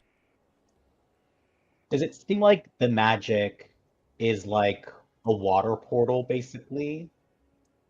You feel like you put your hand through a portal, yes. Okay, cool. And then I'll go to the other 3 sources as well. Okay. Just to confirm the same thing, like, are these sources for the elements here? You go to, say, the one on the left first. This one is like just like a rocky crag, almost a hole, and you can see the outlines of the energy as you put your hand through, and you don't feel anything, just because there's probably nothing directly in front of the portal to feel. And then you go to the other one, you stick your hand through. As you stick your hand through, you feel a hand reach out and shake your hand before letting go. I think Nero just like gives like a shout of exclamation. I use like mold earth like to propel myself away from the hand. Yeah. Yeah, you all see as Nero reaches his arm in, and his arm does the motion of shaking somebody's hand before he launches himself backwards, freaking out. Yeah. Remember, maybe you could grab whatever made him scared. Seeing all this, Jarvis leaps into the water oasis. Jarvis does see Nero like actively controlling the ground around him, by the way. Like around you or around Jarvis? No, around Nero. Like I have mold earth, so like Nero is casting mold earth, and is moving the ground around him. So like Jarvis, if Jarvis is looking like he can see Nero like using magic to affect the ground. Earthbending. Yeah, more or less. He's more interested in you like reaching into portals. Like as soon as he saw you reach to the second portal and like freak out, he's like, "My destiny!" And he leapt into the water. Okay. Jarvis, you leap into the water and you find yourself on the deck of a ship in the middle of a very turbulent storm.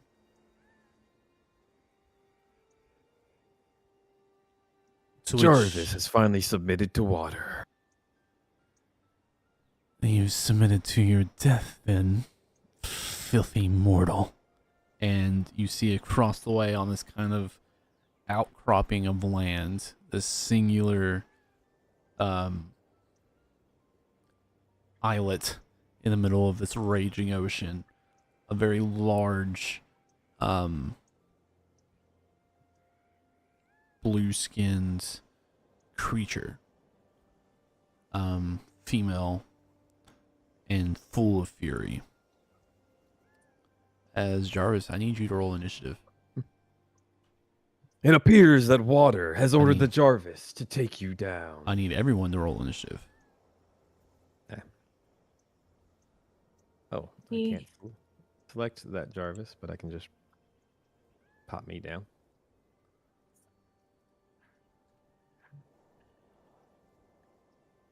Hey, 20.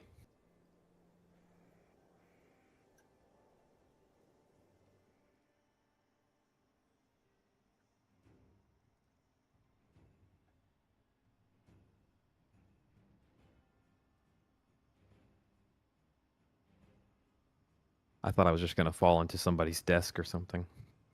Did my initiative roll not show up? What'd you get? I got a 7. A 7. It's showing. I guess it I'll just see didn't it. show I in see roll 20. Dios. Oh.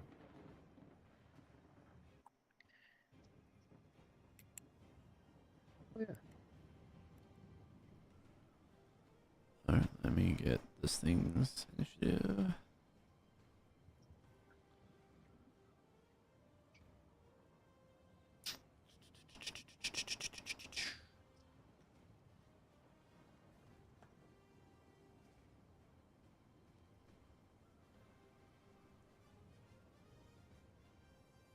Alrighty. Jarvis, you go first. Let me swap to this map real quick so we can all see where we're at. Jarvis, if you will, you can put your token down on the ship there.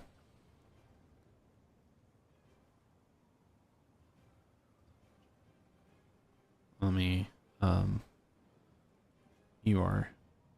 are you enlarging yourself first or are you staying normal size first? Yeah, probably going to enlarge myself. Okay, then I'll leave your token the size it is. Is the map really blurry for anyone else? It might be having a hard time loading. It is an animated map.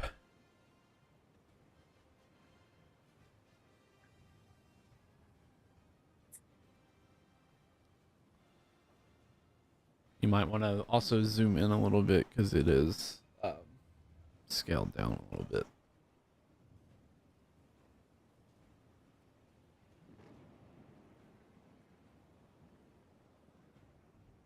But you find yourself on the ship surrounded by turbulent waves and a full-blown maelstrom as this entity is across from you. And I don't know, is this using... This, for whatever reason, is not using Roll20's grid. Because it has the other grid showing up. So let me see if I can fix that real quick.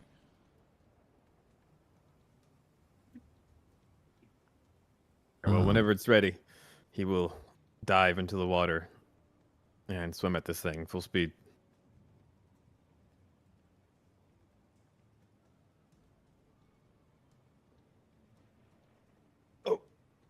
Oh, good. My elemental weapon is already activated. Because that would be his, I was kind of nerfing myself. I thought it was a bonus action to activate that. It's at the start of the turn, so.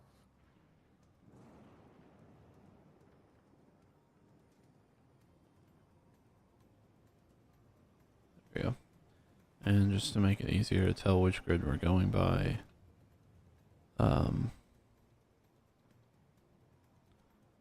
we will do black. Oh, can't see it. There. If you can see it, it's the black grid that we're going by. If I need to change the color, I'll change the color, but yeah. So, go ahead and do what you will. Dive into the water. Darn. I will go ahead and use my action to dash and then action surge. So that he can kind of like leap out of the water and try to attack her with his great mandibles. Okay. 24 to hit. 24 will hit. Alrighty then. I also need an athletics check.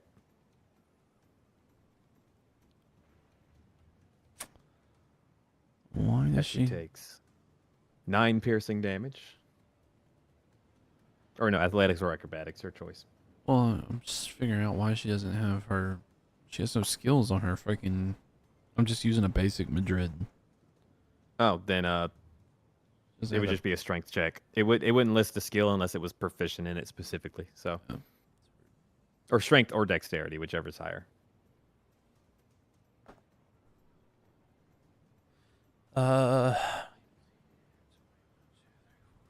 25. My second wind. D10? Nah, not worth it. He's just gonna use his extra attack to attempt to grab her shoulder. So another, whichever check she makes. Good lord, my luck right now.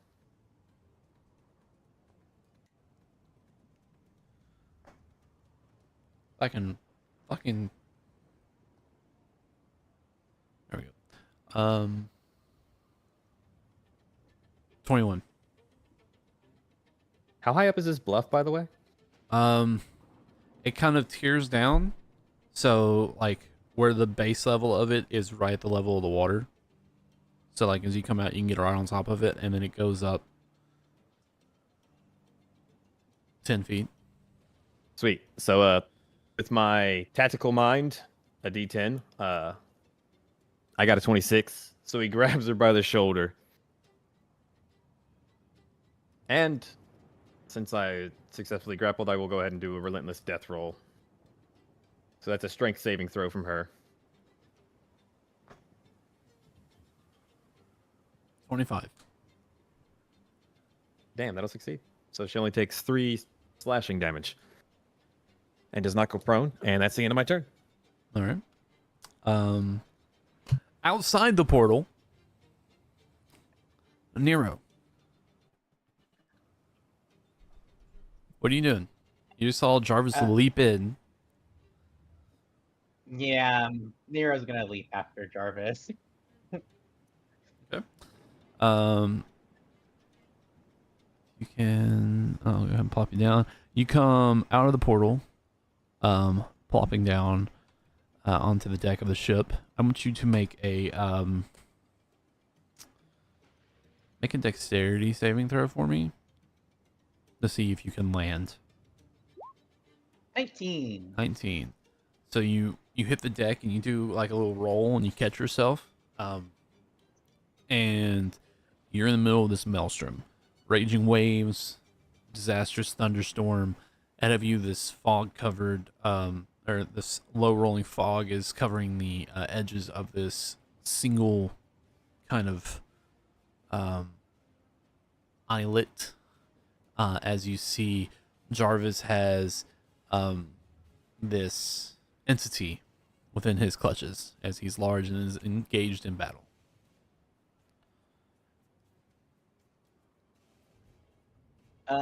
It seems like Jarvis has got this. But I'll transform the matchlock into its rifle form and attack the creature.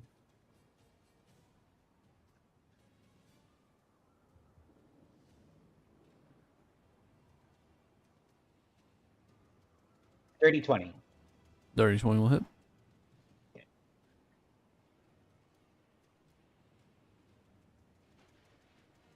I believe that's 2d12 for the rifle. Mm, No, wait, hold on. Can we, after session, discuss all the rifle damage? Yeah. Okay.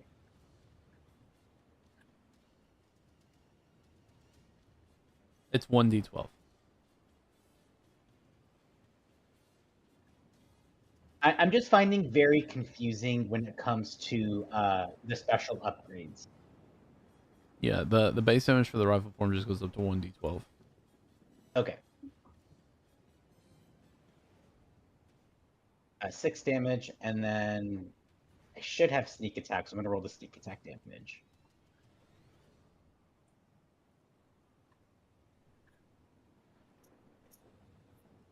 Uh, 16 damage total. Okay. Yeah, so I haven't really used the rifle form all that much. So like I'm trying to get like a grip on it, and it kind of feels like a bigger version of the matchlock. So I take aim and then I just shoot this creature in the chest.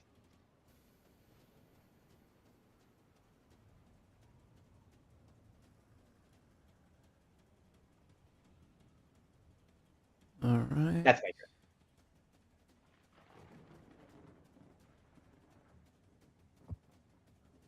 Let me find this real quick. One sec.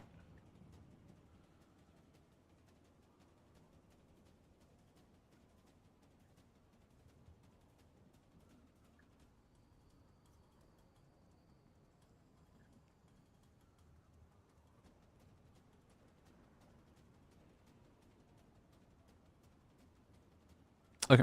It is the entity's turn. First thing she's going to do is for bonus action, you see her. She is grappled right now, right? Yep. All right. First thing she's gonna do, bonus action, is you see this mist that's kind of surrounding the island, kind of cascade, and cascade onto her in your position. So let me.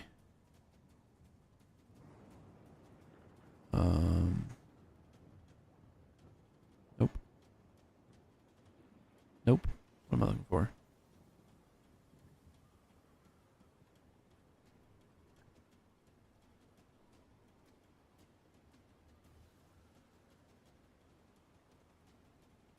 Alright, so it is going to be. We'll use. What is a bright enough color if I can see? There we go.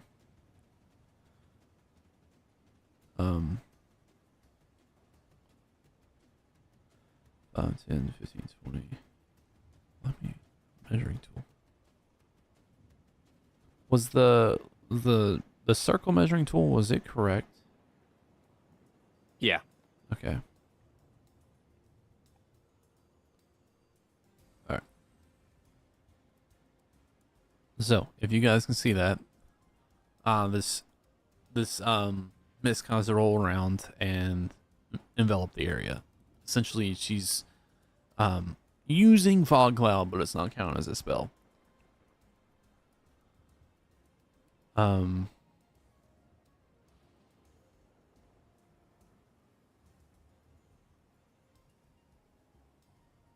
And then she is going to. She's pretty strong. She's gonna with you still. Can she move while she's grappled? Nope. Movement speed is 0. She can't take you with you. Can't take her with you. Okay. Then instead she is going to.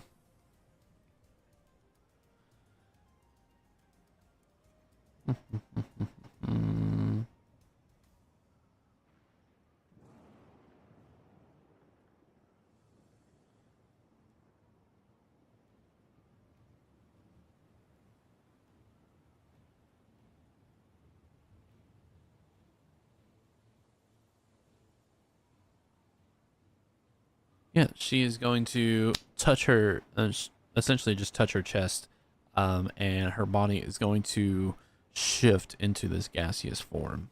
She is casting gaseous form on herself.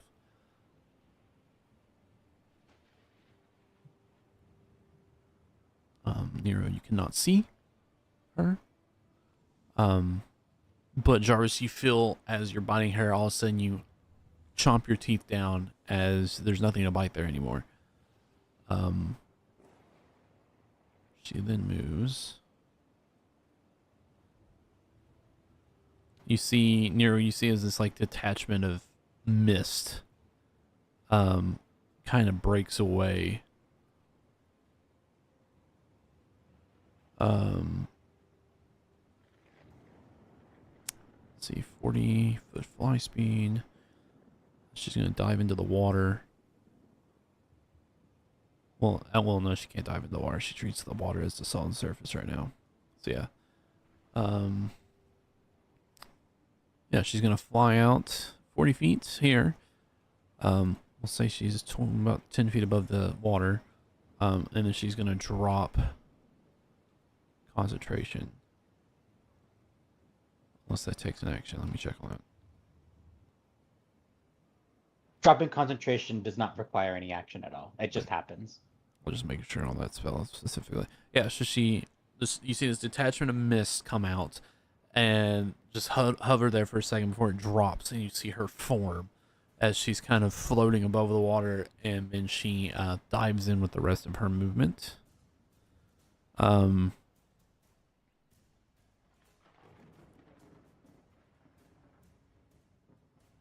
see. The rest of her movement. 10 feet, so 50 drops in. Yeah, that's about as far as she can get. And then I just need to check on 10, 15, 20, 25. You're in range. I need you to make me a dexterity saving throw, Nero.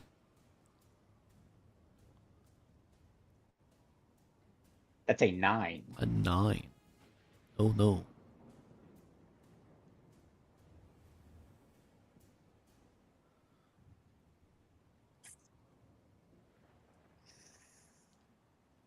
Where are my d6s at?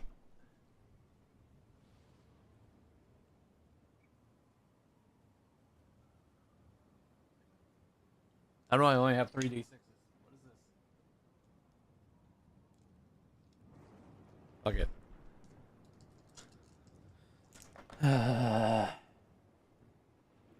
Well, 3, 4, 5.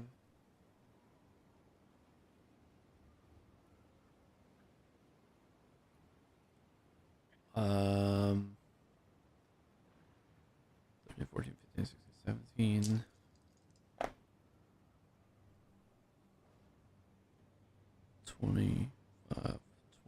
26 points. Yeah, was that? Yeah, 26 points of cold damage. As this line of pressurized water shoots out, carving into the ship and like running up past you, slicing into you. And yeah, and you are smaller than huge. You are also pushed 20 feet straight away, and you have the prone condition. So you are pushed, you smack into the back, or you smack into the railing of the side of the ship, and you actually get knocked off the ship as you fall into the water below.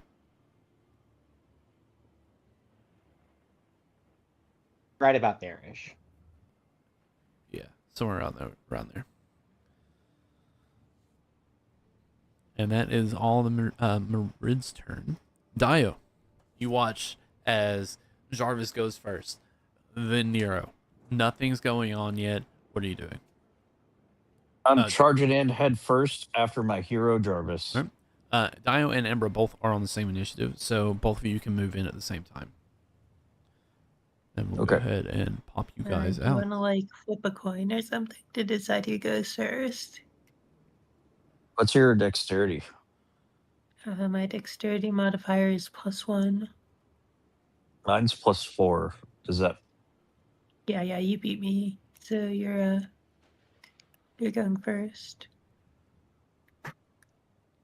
Yeah, so you all land, or all come out landing on the ship. We'll say for the sake of this, the same thing. Go ahead and make me dexterity saving throws to ensure that you land safely on the ship. 23. All right.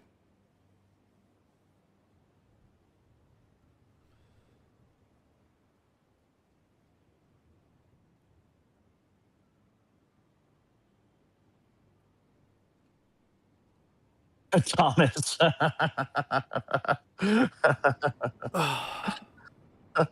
Does the horse land gallantly? What were the rolls? What's the dex save, Embra, and for Thomas as well? Dex save. I can make a dex save. I roll with advantage, right? Because I'm a barbarian. Yeah, you come out of this portal and you see this. You see you're about to land on the ship, and it's shaking and rolling violently. Great. Ember gets a 24 on her dex save, and Thomas, he's gonna get a. So Ember comes out doing a hardcore superhero landing.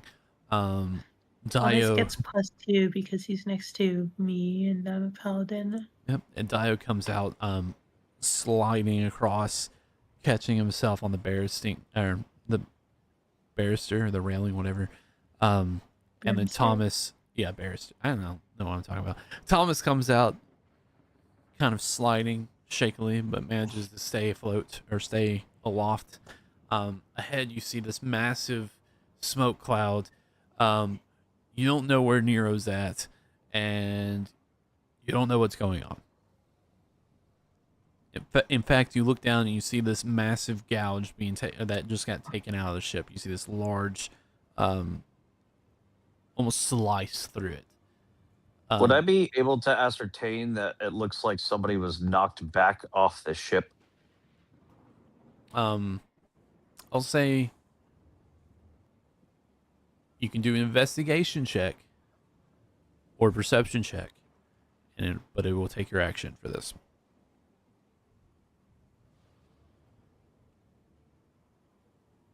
I get a free 6 words I can say, right? Yeah.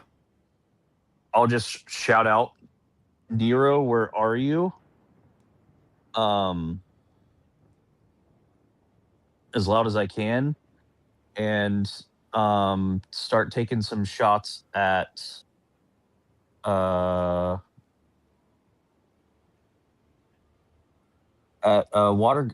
lady. She is in the water right now. Oh, she's in the water? Yeah, she is in the water. Like when she came out of the cloud, she was flying and then dove down into the water. Do I know that she's in the water? You can just see her underneath the water. Like she used all her movement to get here, essentially. So you can just see something in the water. You're not quite sure what it is. You can make an attack. However, since it's passing through water, it will be at disadvantage. Okay, then I will cast Alter Self into an aquatic form.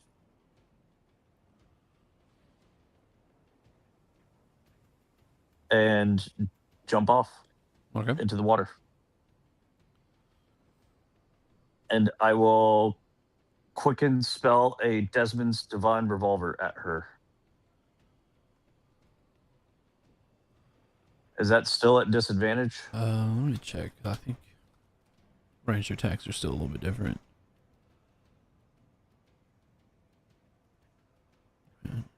Well, your Desmond's Divine Revolver is a spell, right?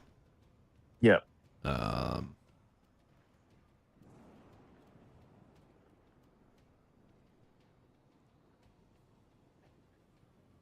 Okay. Spell attacks do not have the disadvantage. Okay. 26 to hit. 26 cents. 17 radiant damage. And then 27 to hit for 12 radiant damage. All right. You see her look as you land in the water. You see the motion in the water as the waters become disturbed. And you see these two glowing eyes now staring dead at you. And I'll use my last 15 feet of movement to swim here. All right. Comes to Embra.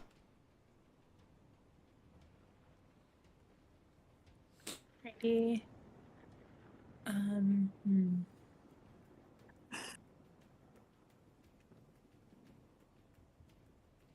Let's see.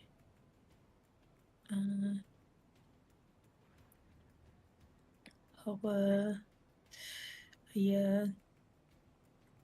Don't think I can really reach the Djin, so I'm gonna have to use some javelins, I guess. Mm-hmm.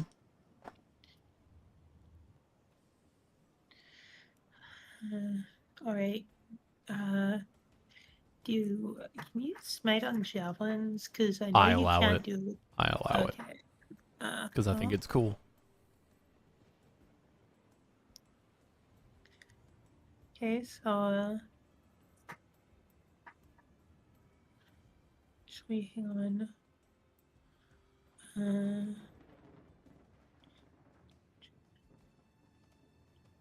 Let's see, Enchant Windy. And apparently, javelins are some of the only weapons that do not have disadvantage on ranged attacks when it includes water.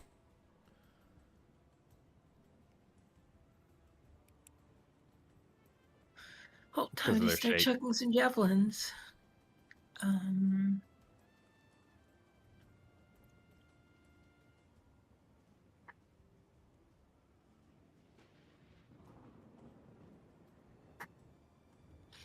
Emperor will can do does thrown attacks work with rage?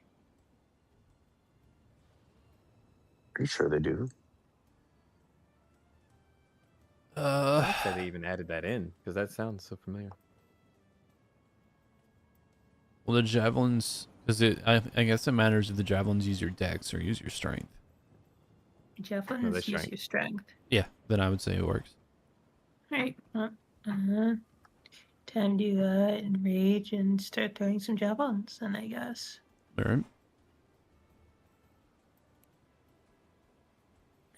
17 misses. 17 just hits. That's cool. Up, That's cool. She casually drops a level 2 smite on it.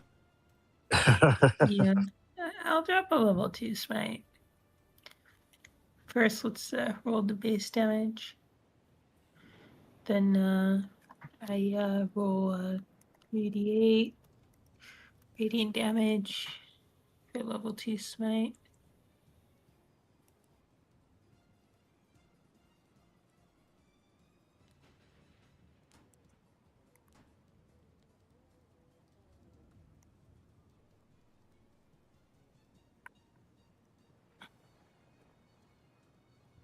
All right. That was your first attack.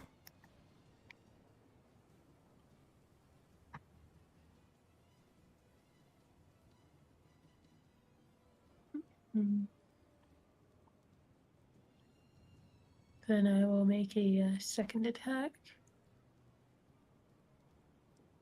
Throwing another javelin. Yeah, it looks like it hits. Yep, that hits. And I will once again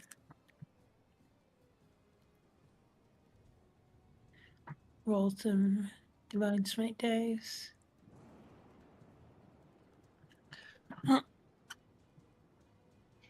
Unlike you guys, I can't use my full power from a distance, but I can still do something. I'm not even at full power yet. I'm still doing this much.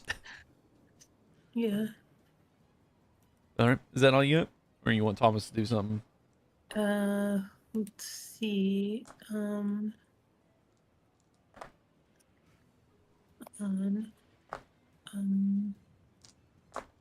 Yeah, I didn't think Thomas can like do Really? much from all the way over there. So I guess I'll just pass turn. All right. Brings us to the Jarvis. He was like clinging to like this side of this thing, little island, with one hand. Foolish, cowardly, watery one. The Jarvis is the master of water, and he'll like leap off of it backwards and like turn around and throw out a fist of water at the Merid. All right.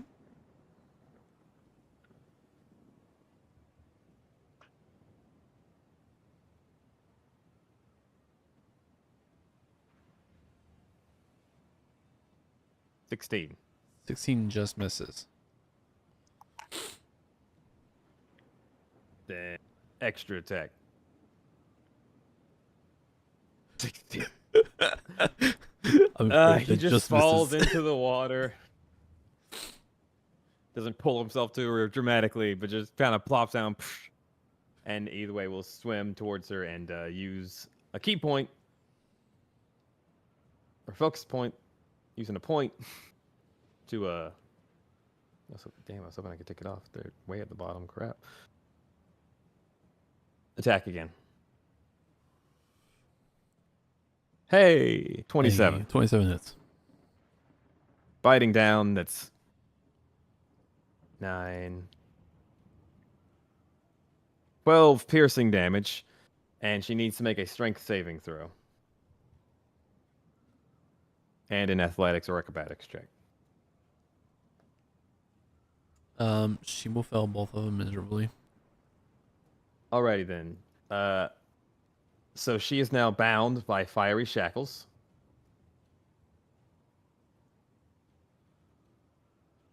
And she takes fire underwater. Magic, baby. As they just writhe like snakes out of his mouth through his teeth along her arm, and then bind her. She takes 12 fire damage. I just saw something. There we go. Creatures fully immersed in water gain resistance to fire damage. Yes, so I was about to bring that up. Reduced to 6.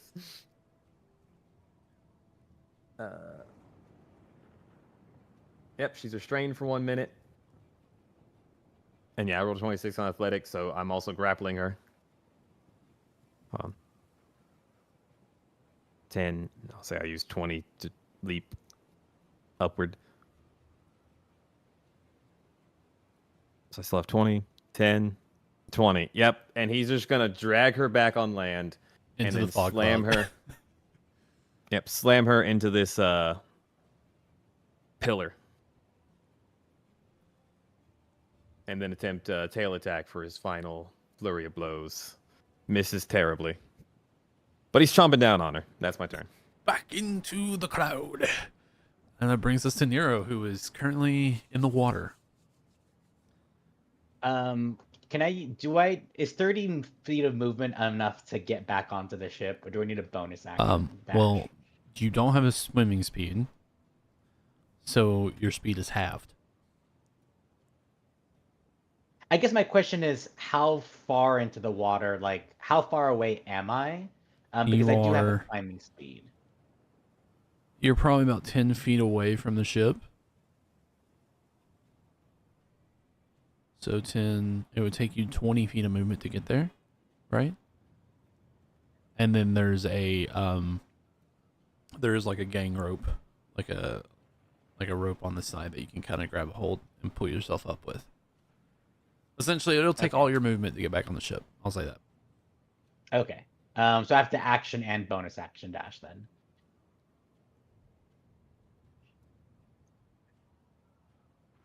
All right. I'm on the ship now. If that's my action and my bonus action to get onto the ship, then that's my turn. Yeah, you just come up. Ember, you look behind you, you hear something come up on the ship, and you just look back and you see Nero just utterly drenched from head to toe. Don't ask. I'm gonna. That's my turn. If Nero, if you get blown off that ship again this turn, poor thing. Let's see.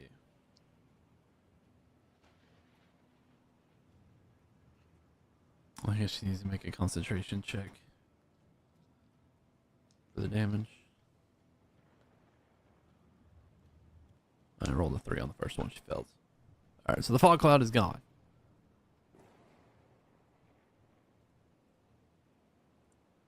All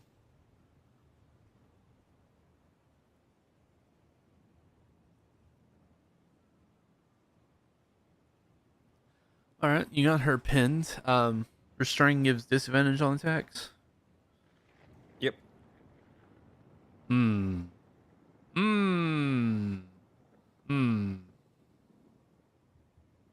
Yeah, you see, like, she throws her arm out.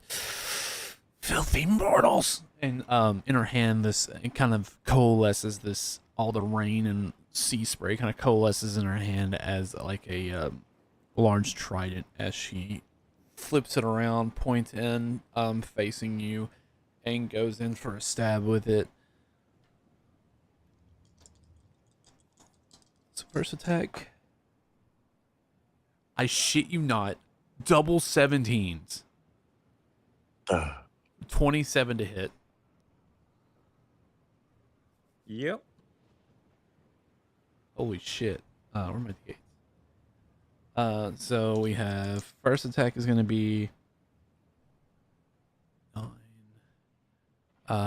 15 points of slashing damage and 15 points of cold damage.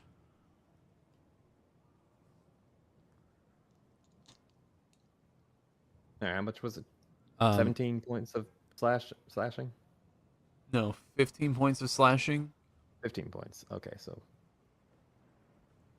And then how much cold? 15. Okay, so that'll be 16 total.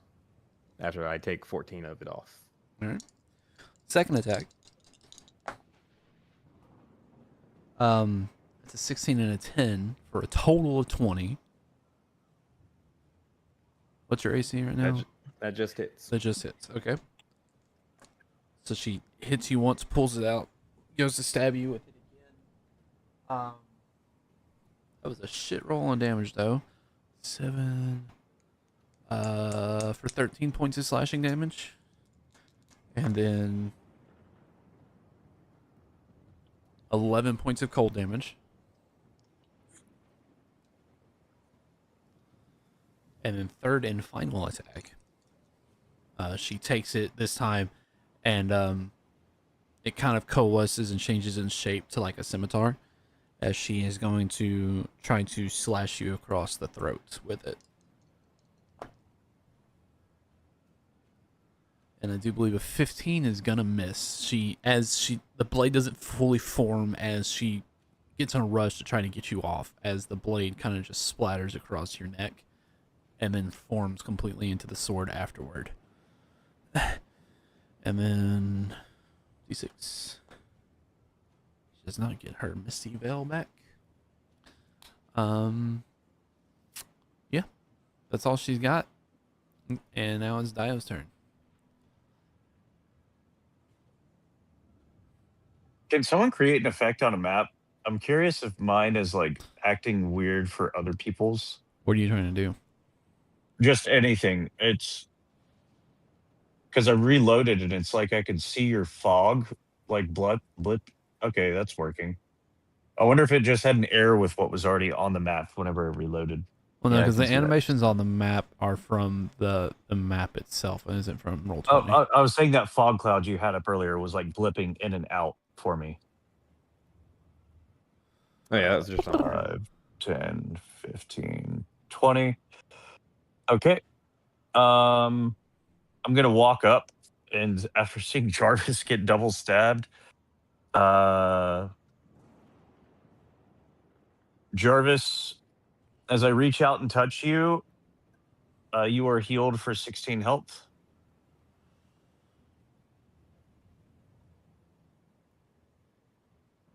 And then I'm going to quicken spell Desmond's Divine Revolver at this lady.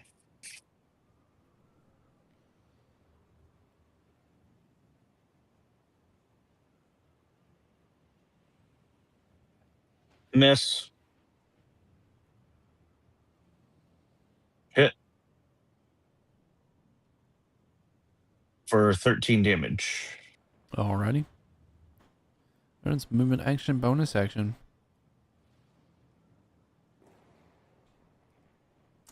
Also, thank you for the hit points. But I'll also say, Jarvis, even as the gun or your divine revolvers go off, he doesn't seem aware that you're there. He is like almost hatred focused on this woman now. Good. Dio wasn't looking for validation. Dio just wants to see Jarvis succeed. All right. Embra. What you doing?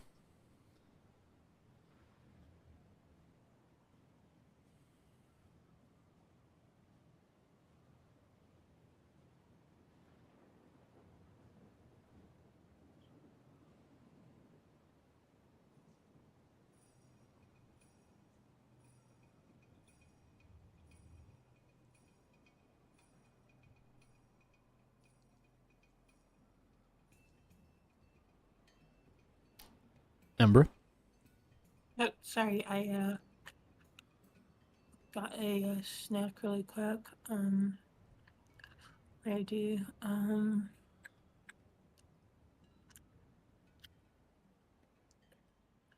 Yeah, it'd be really nice if I had like the higher level Thomas who could fly here, but I don't know if you've seen it, but there's an alternative option in Hyperion games.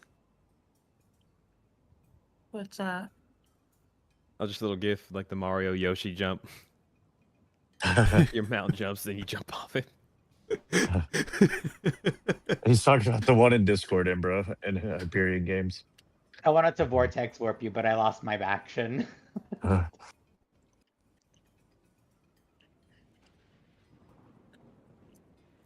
Maybe.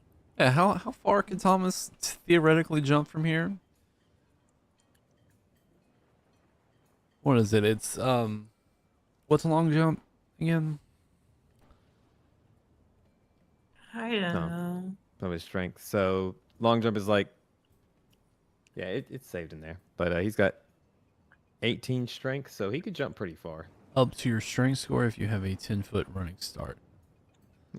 A standing long jump, you only jump half the distance. We can jump 18 feet, almost 4 squares. I'd say that should be doubled because he's a stag. Aren't they jumpy? Or am I thinking of something else? I mean, deer do have some incredible fucking jumping power, but Well, this turn of my turn, I'll give Nero 2d6 temporary hit points.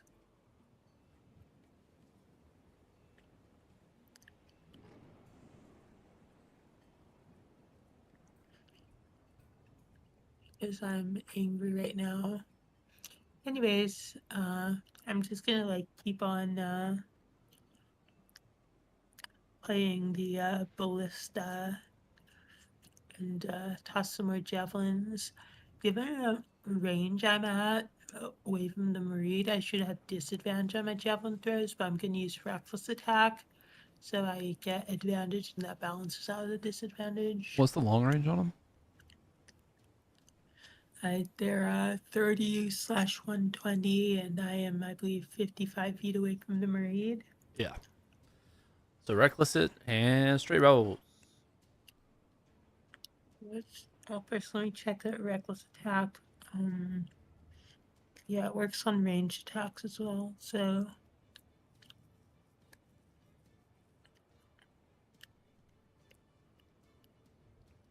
let's roll some dice. Oops. That's not the to hit dice.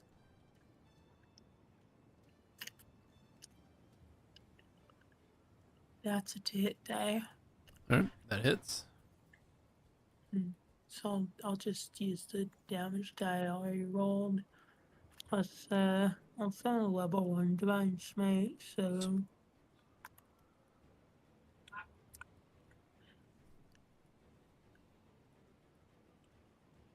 Oh, geez, that's not very smitey.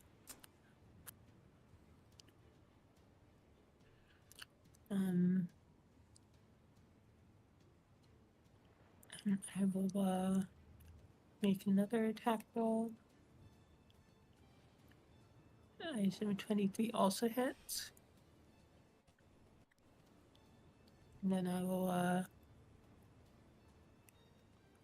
do 11 damage from Javelin and make another Divine Smite for an extra 9 damage. Alright. I feel like Paladin is like a good class for this campaign, just because like we generally have like a small number of really big fights, so it's good to play a class that has like a bunch of resources they can dump really quickly.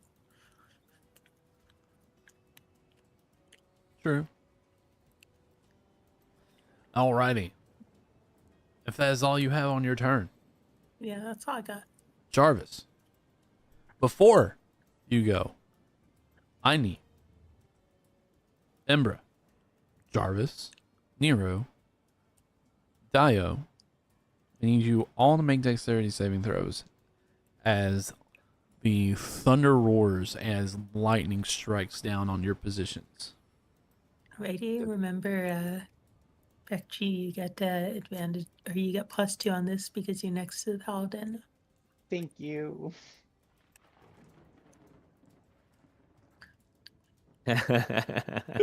Jarvis's rolls just aren't there tonight.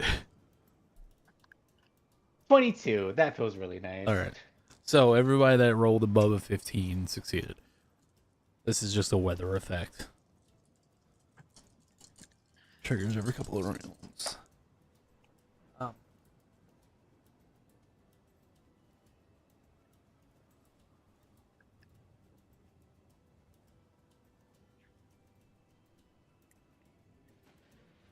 Jarvis, 26 points of lightning damage. Everyone else takes 13 points of lightning damage. How many points of lightning damage? 13. Okay.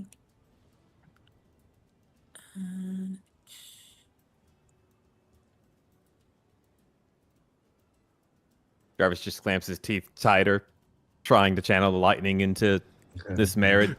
Unbelievably. So happy that his dream is coming true. So sad because he can't control it. All right, and now it's Jarvis's go. Well, first off, I just want to say I think it was an underrated moment when Empress said, "Here's 2d6 hit points because I'm angry." Why are you helping me? Because I'm angry. All right. Yeah. Gonna start off with a nice tail attack.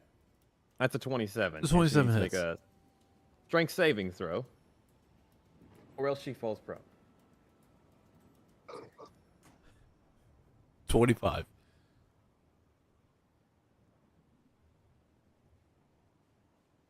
Okay, so she's taking on that, but oh crap, I didn't roll that. First off, she takes 10 fire damage. I thought it was the start of my turn. It started her turn, but since we missed it, there it is. 10. She takes 11 plus 6, so 17 bludgeoning damage from the tail.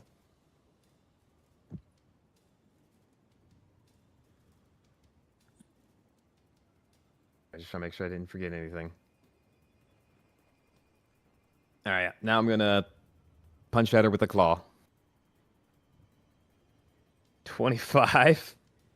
So 6 slashing damage, and she needs to make an athletics or acrobatics check. Strength or dex. Wait, where'd the advantage come from? Grapple. Oh. Grappler, the feat. That's what it was. I knew I'd forgotten one thing. Add 2 bludgeoning damage on top of all that. Because I had her grappled from the beginning. And then let me know what she made on her strength or dex check. Fuck, dude. Another 25. Yeah. All right. Then I'm just going to do the relentless death roll since I already got her in the teeth. So 1 strength save. I'm going to put this dice away because that is fucking 3 25s I just rolled in a row. Alrighty then. Last focus point. To just kidney punch. You get a punch. You get a punch. That's a 25 and a 23. Both hit. That is... Hold on. I re-roll ones. So that is 10 and 11, 21 slashing damage. Jarvis! And that is... How do you do this? Essentially, he's got, like, her shoulder right next to her neck, like, locked in his jaws, and then it's just like a punching bag, and he's just, like, left, right, just straight into her ribs, as suddenly, like, where her body of water begins and the water that has been sheathing his hands throughout this fight, like, it just becomes blurred, and it's just sloughing off of him. And as you take the final bite and do all your stuff, her body just kind of goes limp, and you just hear from her, finally, freedom, as her body erupts into this amalgamation of salty brine, and then dissolves. Does the gold, like, shoulder thing remain?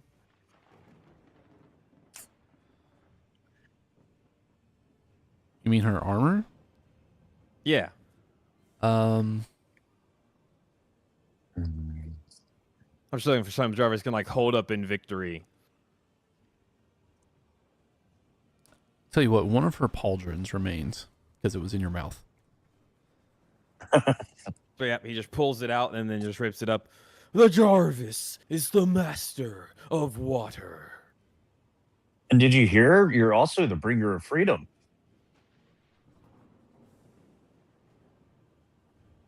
He looks super confused. The Jarvis freed her. And then he kind of looks back at, like, where the water is, just sort of, like, probably trickling down the island. Yeah, The Jarvis feels fear. Why? Because the Jarvis does not understand what he did. Then he belches. She was not very filling. The Jarvis seeks food. Then he'll swim back to the boat. Pauldron. He'll pop the pauldron back in his mouth, actually, and just hold it there. Yeah, as as all this is going on, the weather begins to clear. Rays of sunlight begin to poke through, and the water begins to calm. And as you swim back to the ship,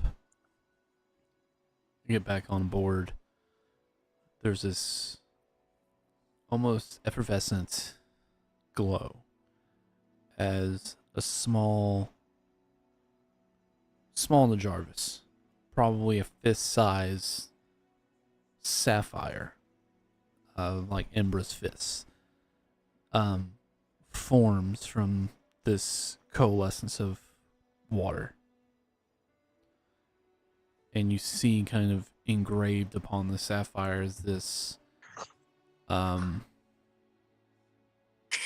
runic symbol. You're not sure what language it is. And it just sits If there and it's- glows, or sits there and floats just above the ship's deck. If it's like a word or anything that is actually like a written thing that means something, as soon as Jarvis sees it, he says it out loud. Oh yeah, you all will see it because the glow from it kind of catches all of your attentions. I'm just saying, whatever the like its meaning is, he says it out loud accurately. Can Nero read the can my brain just short circuited. I'm so sorry. I know mine did too. Like, wait, what? Can Jarvis read the language of the runic symbol or no?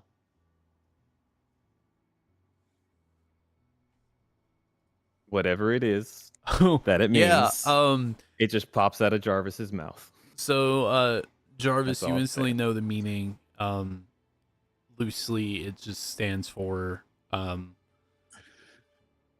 plane of water or something of that effect. Essence of water or something of that effect.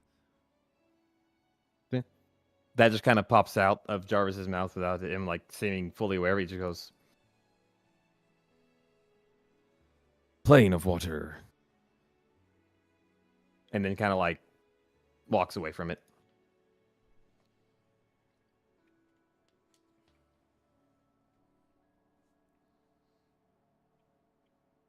Extremely confused, Dio will investigate this little island for anything noteworthy. It's just a barren rocky scape. There's nothing on it. Okay. And I'll swim back with the others. Can I look for the portal to get us out of here? Yeah, so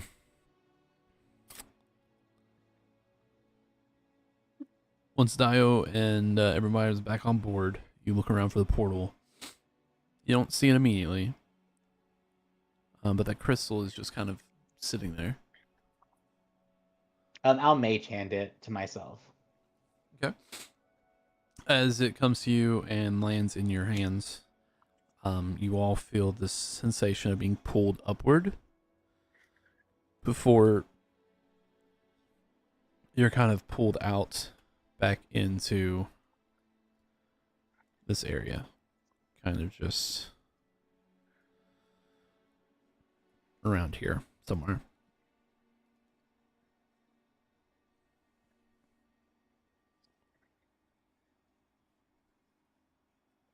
And as you get out the crystal, the sapphire in your hand kind of floats up out of your hand. You see it spin a few times before it shoots forward. And you hear it go as it latches into the door. You see this pulse of almost blue-like energy pulse through the door. Steam begin to rise from the magma. And Jarvis starts trying to move water better than he did before. You're creating some small waves there, Jarvis.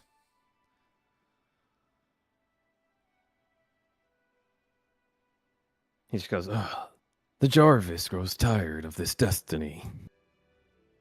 Jarvis, it's like you're bending the water, like you're some type of water bender. Yes, but the Jarvis thought he'd be able to bend much more water. After submitting to water and conquering water. Oh, the Jarvis heads hurt. Well, you can swim in water. I mean, you've already had some type of mastery over it. I have to cast spells to do that. True, the Jarvis has always loved the water.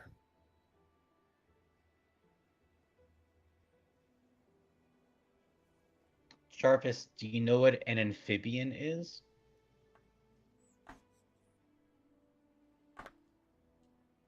This word sounds like a large word used to confuse and distract from the important things in life.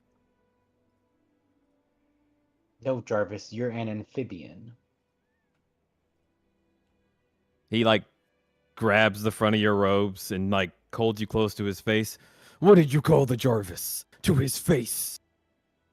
Jarvis, you're an amphibian. You live in water and land.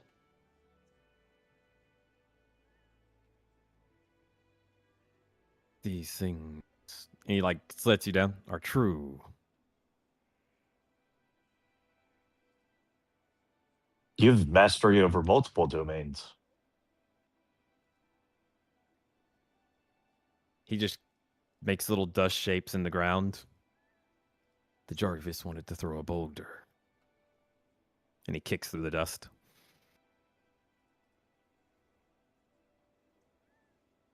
Jarvis, I'm pretty sure your fists are as strong as boulders, and you throw those perfectly. Yes. You're right, mighty skilled one. The Jarvis should stop focusing on these pitiful magics and return to focusing on the magnificent specimen that is himself. And these magnificent muscles.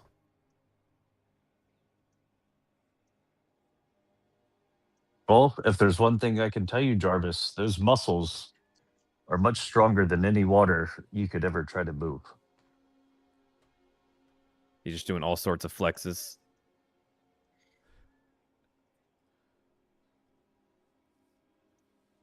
And Yeah, that what else? pose, why don't you try bending it now?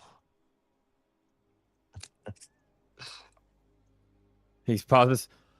The Jarvis been muscles or water? Bending the water while flexing your muscles. Yep. Jarvis will go to the water's edge and he'll start doing his old wrestler poses and trying to bend the water. Just imagining a Macho Man Randy Savage screaming at water. It's the boulder, but Yes. water bender constantly, boulder. Ah, grr. There's a definite increase in the splashes of water.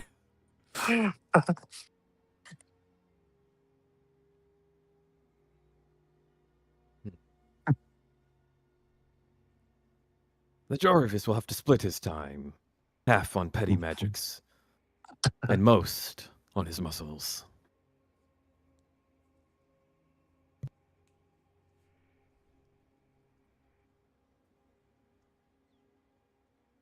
Which element is next, Jarvis?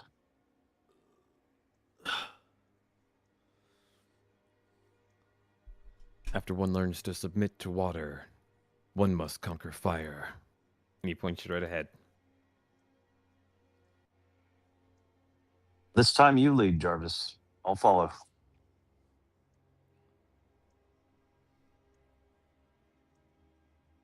Yeah. If there's a fire portal, he will stride up to that thing.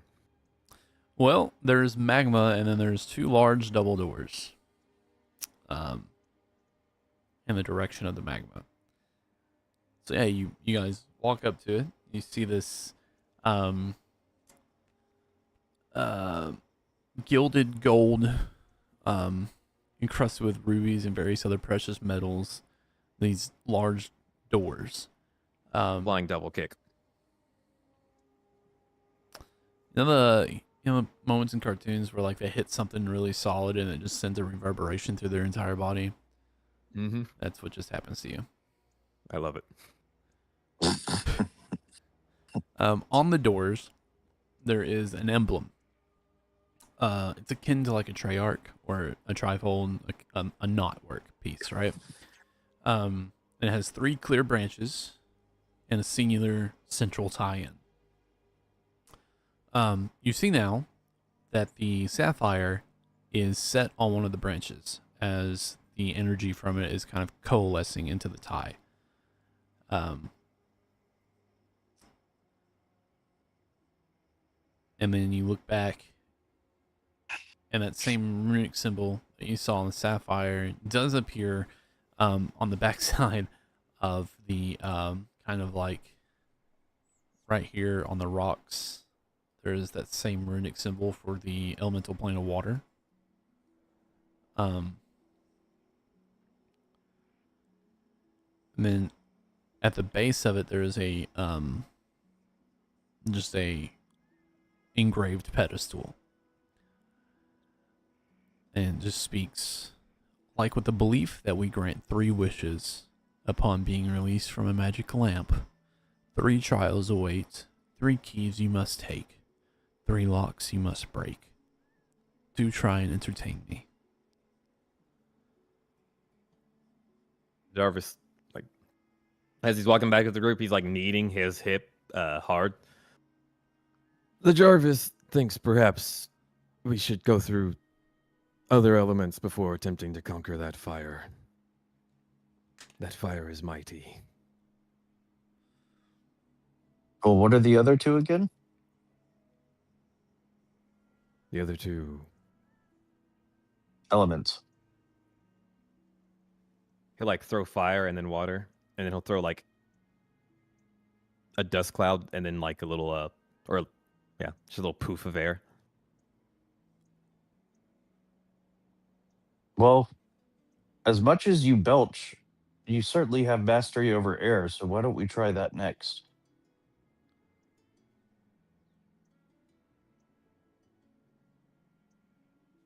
Kind of looks back and forth. Which one is air?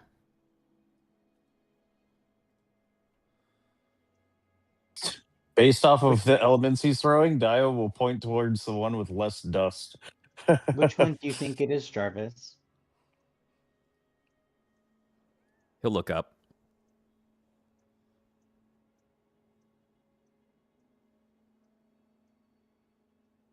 Even I'm not sure, because like, do plants,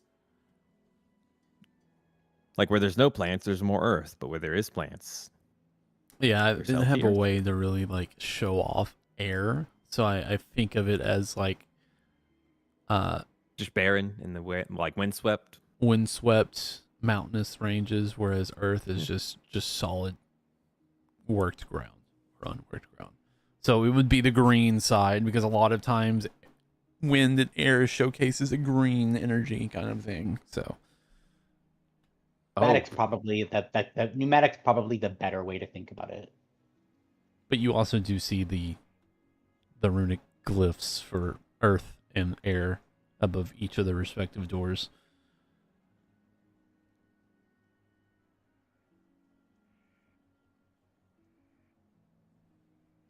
if Jarvis actually sees the symbols, and he does say them out loud, and then he's just looking back and forth, saying each one as he sees it.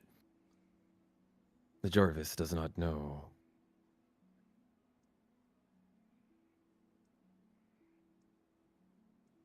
Earth, air, earth, air.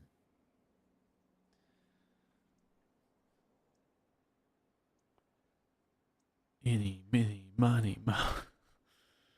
Jarvis, when I put my hand into the earth portal, a hand reached out. That was the air portal. Oh, my bad. Oh wait, I thought he was over here. Yeah, I thought it was the earth one. Nope. The earth one, you didn't feel anything because just it felt like nothing was close enough to feel. Just open Oh, space. gotcha, for sure. The air one, you put your hand in and something reached out and shook your hand. When I went to the air portal, a hand shook mine. Well, maybe we should go in that one. They seem friendly.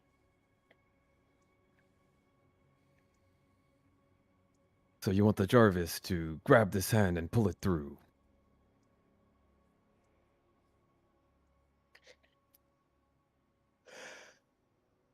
Show the do Jarvis whatever to this portal. Nero will doesn't conquer. say. Yeah, Nero doesn't explain to Jarvis what to do. Nero wants to see what Jarvis is going to do. So Nero will take Jarvis over to the portal and gesture for him to do whatever it is he's going to do. Okay. What does Jarvis do? Kind of like stops. Submit to water, conquer fire, air. And he shrugs and just walks in. All right. Jarvis walks in. Does everyone follow? Yep. Alrighty. So as you walk in, you actually kind of walk out onto a stage.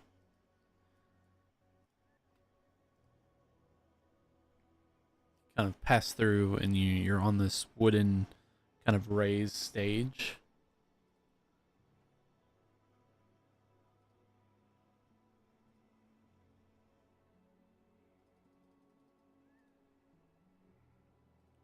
Once Roll20 decides to update.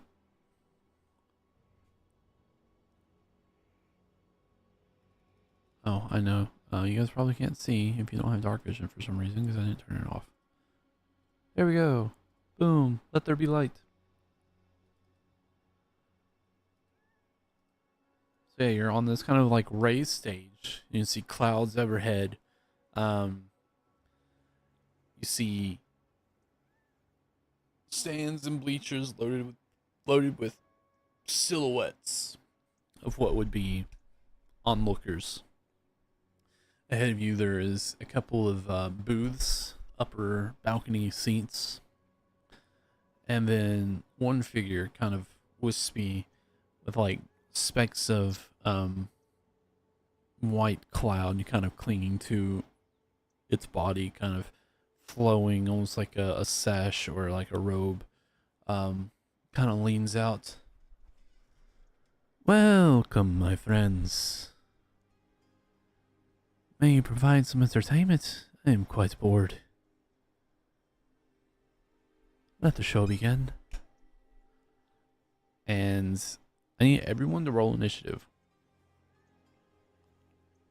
Get that battle music ready. Well, it's not battle. You think?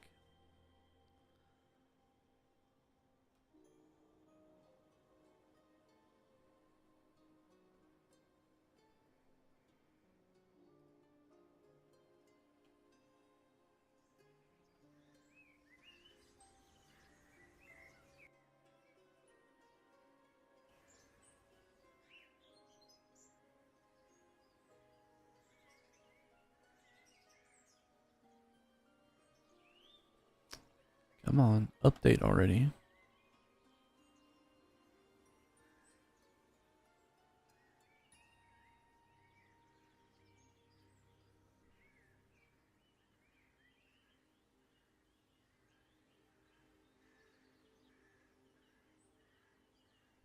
I would like to change the music sometime this year, but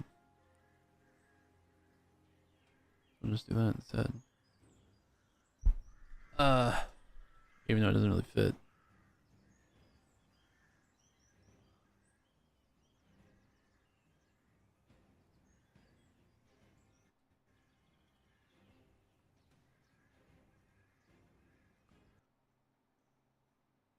My shit's freezing up. Give me a second.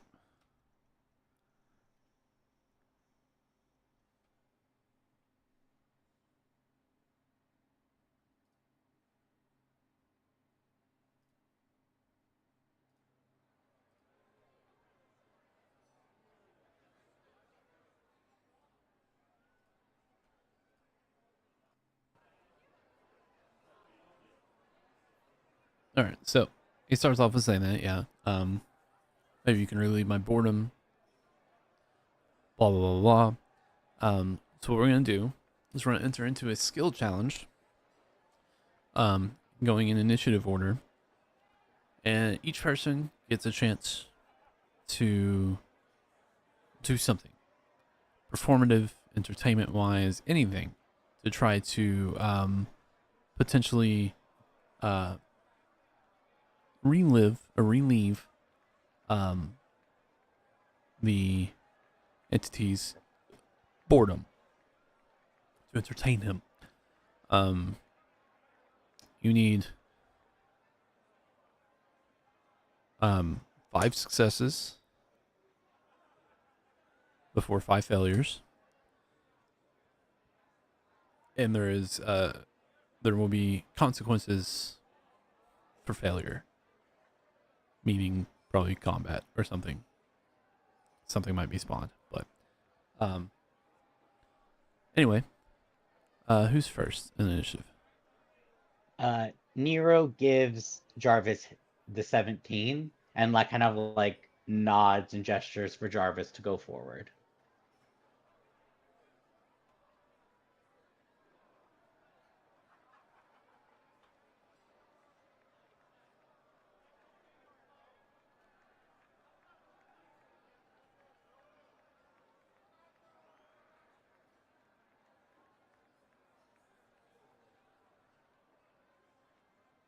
I'm really trying to think.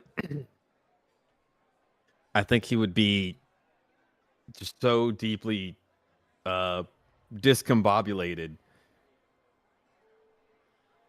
at this kind of a stage and this kind of an atmosphere for it.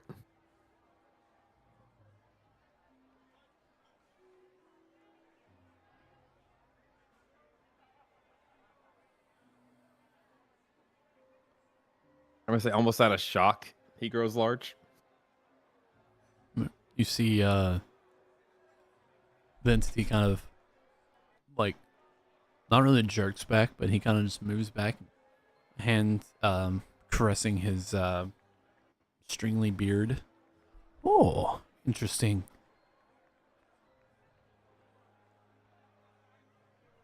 Yep, and still feeling deeply uncomfortable. Jarvis is just gonna reach blindly into his sack and drink number 11. Number 11. Let me pull this back up.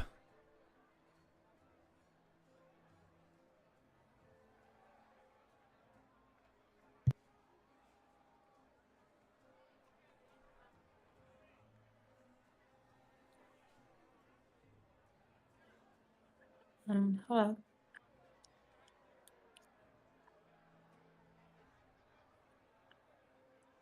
Okay. You drink it. It's this like shimmering rainbowy like liquid. And you all watch as Jarvis's skin begins to shift in colors to match different colors of the backdrop, whether it's the colors of the carpeting of the stage or the lights that cross his body. His skin just completely continuously shifts in colors to match that. As for the next 10 minutes, you have advantage on stealth checks. However, emotions cause random color flashes. Then there's a whole bunch of random color flashes as he's just... no, it's his emotion. Just fish so uncomfortable, fish out of water. But he just kind of spread his arms. Ta-da! Make me a performance check. Ta-da!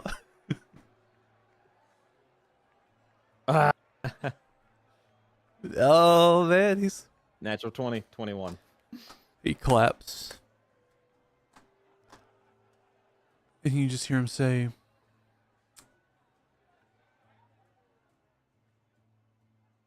"Strange, but fairly interesting. Good show. Good show." Next on the initiative, we have. Let's see, Nero gave it to Jarvis, so Ember's up next. Embra. Alrighty. Well, Ember thinks that the best entertainment would be the best entertainment she knows is a traditional folk dance. So since she grew up in the countryside, she's gonna try to perform one. Ember is going to. You have prestidigitation, right, Nero? Yeah. Can that play music? Yeah. I also have minor illusion. All right. How about you put on some music and Dio, would you care to dance with me? Sure. All right. Well, let's do a folk dance. Okay. We'll say essentially Embra can hold her action for Nero and for Dio.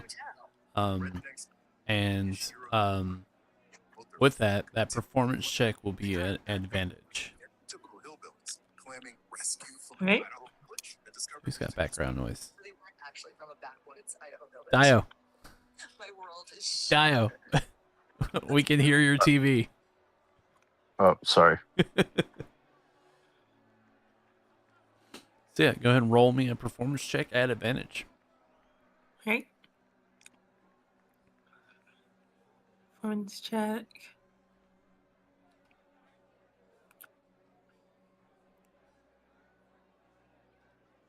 Let's see, it's with advantage, so I'll like roll it again. Right. A little song and dance. Just for the heck of it. Nero, make me, or not Nero, Dio, make me a dexterity check. No, sorry, dexterity. Yeah, dexterity check. And I want you to make it at disadvantage because I don't think Dio's ever danced before. Oh my god, that is so sad. I rolled a nat 20 and a 1. The world, Asshole. the universe is in balance. This Yes, is the that's on saddest M. thing. Dio has never danced before. I'm re-rolling that. I'm using my inspiration. Dio steps on Ember's feet, but fortunately she's wearing greaves, so she doesn't like Do feel I it. re-roll at disadvantage, or do I just re-roll the 1 die? You with reroll one die. inspiration? 14 then. 14.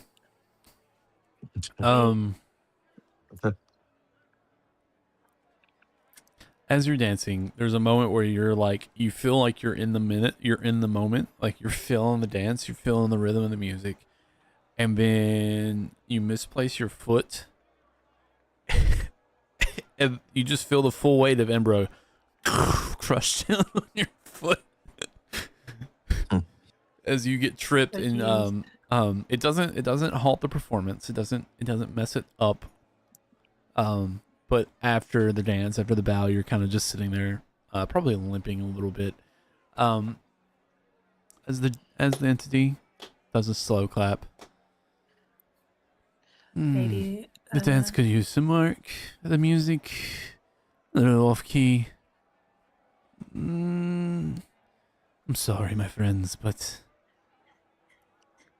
not quite. And we'll stick with the same initiative rolls. I need to find the right mouse. you need some lay on hands, Dio. No. I I'm think Jarvis is more hurt than me. Okay. Oh yeah, you guys didn't take a short rest, by the way. Okay. So let me. Why do I have all these unknown creatures? What is this?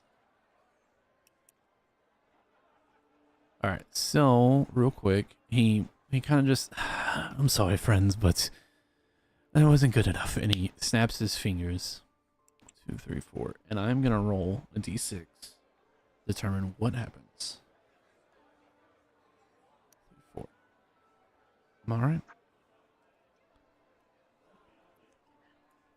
Umbra is gonna say, well, if you really want to be entertained, what you should do is come down and dance with us. It's not any fun if you're just watching.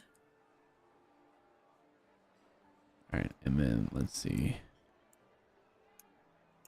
Here. Here. Here. Here. Here. Here. Here. Here. Here. Here. And here.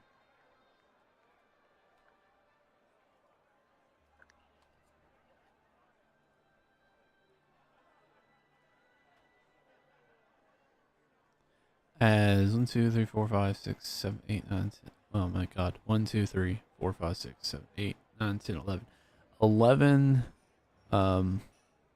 Get you guys centered on tiles. For whatever reason, you're not centered on tiles. What did I say? 11. 1, 2, 3, 4, 5, 6, 7, 8, 9, 10, 11. Yes. 11 dust methods spawn. And how do I roll character sheet? Initiative. I'm doing these in roll 20, so where's their initiative button at? There it is. Oh, nice. 17. Good initiative. 12. 21. Oh, wow. They're crushing us. I'm going to go behind everything. Are you rolling initiative for each of them? No, I'm gonna take that back. I'm gonna do it for each of them. Let's do them all on the same turn. Oh, I accidentally deleted Embra's initiative. So what we'll do, instead of what we were doing before, because for whatever reason the turn order is completely messed up now. It has 18, 16, 16. I want each of you to roll initiative again, and then we will take. No, I need one of you to roll initiative for the entire group. Just give me an entire group. One of you roll initiative, and we'll take it for the entire group. I'll take Jarvis's number then. So 20, and then I will roll for the dust methods.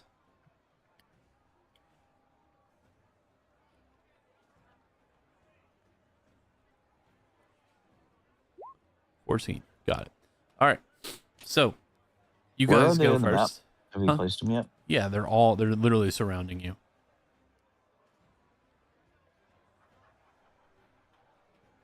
Oh, I had to zoom in.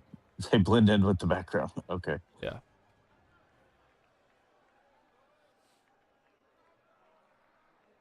So yeah, they're all around you. So you guys can go one after the other, move, attack, do whatever you want. Just let me know who's doing what first.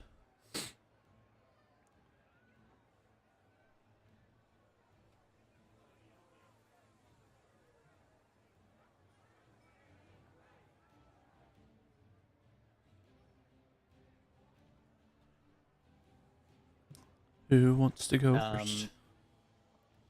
I guess I'll go first.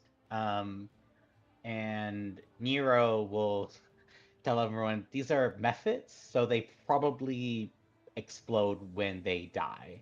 So just be very, very careful. Um, Poor Thomas, I feel really bad. Um, I'm I convert the matchlock to blunderbuss form, and I have a 15-foot cone, and I want to target these methods here. Okay. To the right of Jarvis. I'm very, very sorry if these explode. They have to make a DC 17 dexterity save. And they will take. What is it? They will take 5d6 if they die. It If they says I fail. choose. Yeah, sorry. Do I choose the damage type immediately, or if that's if I've already had the damage type chosen? If you had the damage type chosen. Okay, cool. So those three make DC 17 dex saves. All right.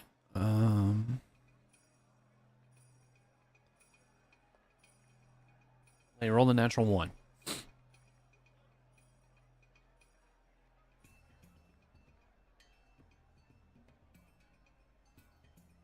They each take 19 damage. Okay. I need Nero. Nero, make me 1 dexterity saving throw.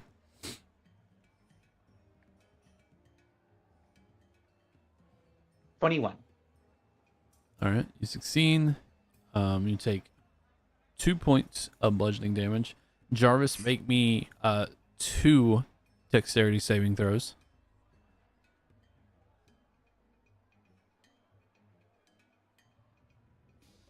All right. The first one fails. The second one succeeds. So you'll take a total of 5, and then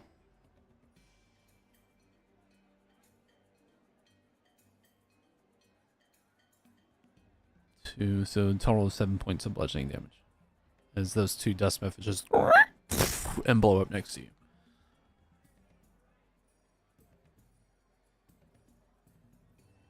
Alrighty. All right. And all right, who wants to go next? I'll go. Okay. I'm gonna try to grapple 2 of these things. All right, let me get these off the map because these are dead. This one here. This one here. All right.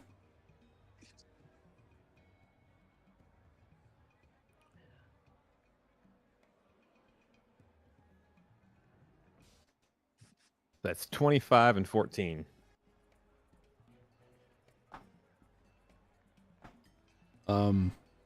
Yeah, there's I'm gonna say it. There's absolutely no fucking way that they succeed unless what's your DC? Your base DC 17? No, they have to beat me. They have to beat the 25 and the 14. Oh, there's no way that they succeed unless you roll a natural 1. And even then, they probably still won't succeed. Awesome. Well, then I'm grabbing them each, and then I'm going to step forward and use a key point to do Flurry of Blows, and I'm going to smack them into their own friends here.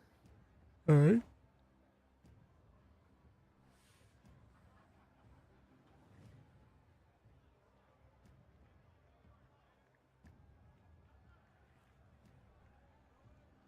Ooh, that's a 15 and a 12. They all hit. Huh?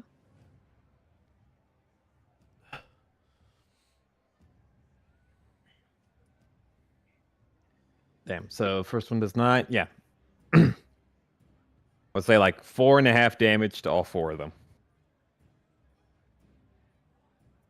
Or 4.5, 4 damage to all of them.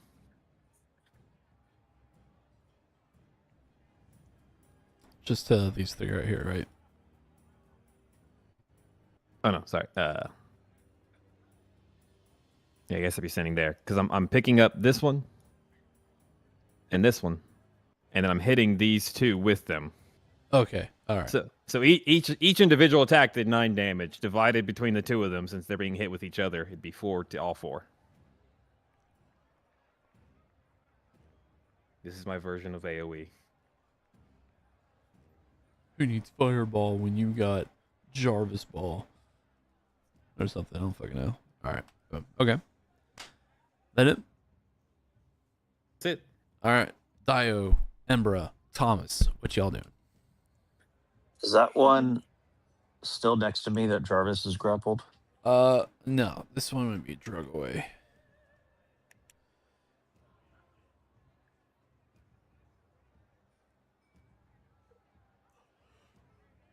Can we move Thomas out of the way? I don't want Thomas to get hurt. No, Thomas is fine. Okay. He's a damage sponge. What you need?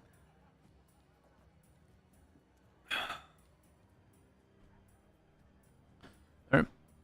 What you 2 doing?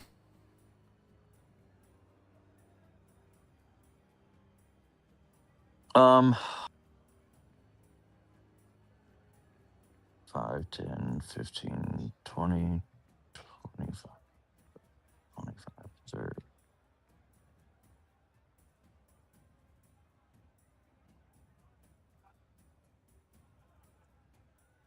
I'll come here and I'll take an opportunity attack for the one next to Embra.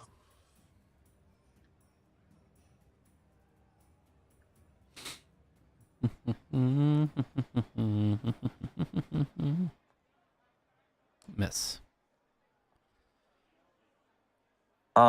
It's not letting me draw to.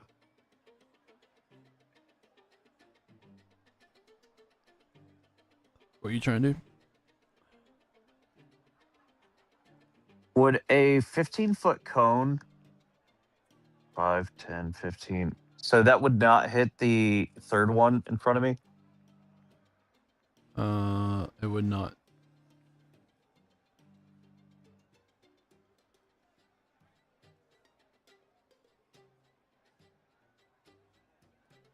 Okay. I'll cast Dragon's Breath and choose Radiant and hit the 2 in front of me without hitting Thomas. All right. The deck save. You can Yep. choose a line, right?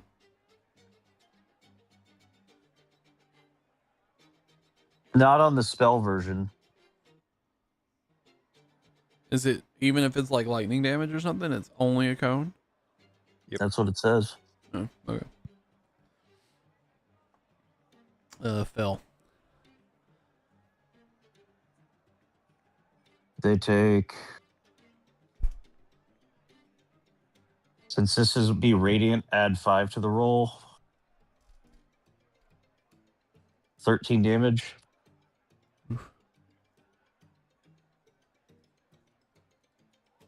All right.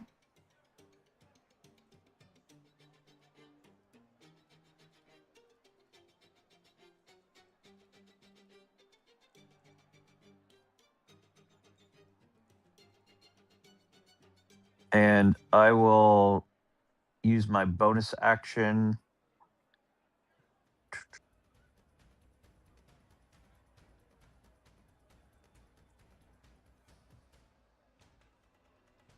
Jarvis, heal 46.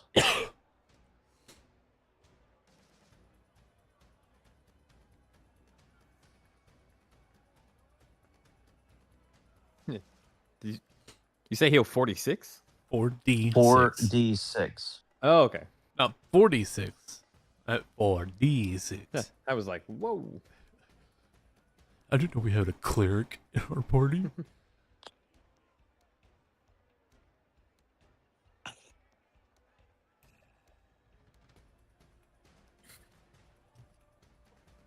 And that'll be my turn. All right, Embra. Lady, Emperor will.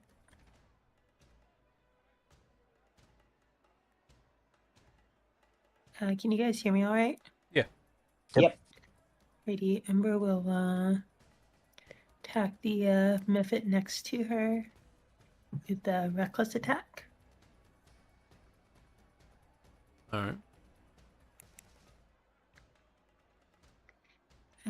I roll with advantage actually because I'm reckless attacking. And yeah, that looks like a hit. And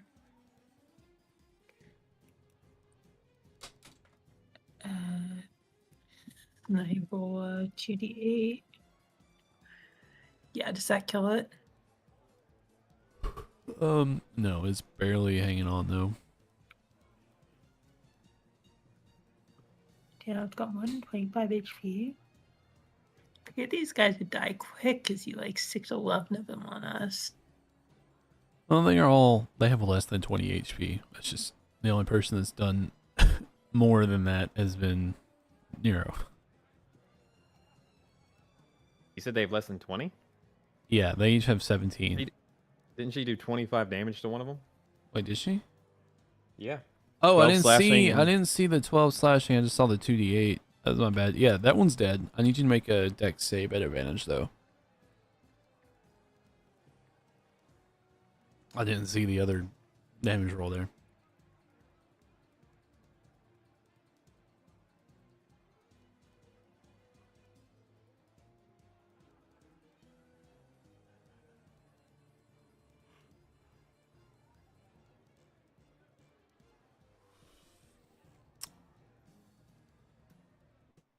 Oh, she dropped out? What?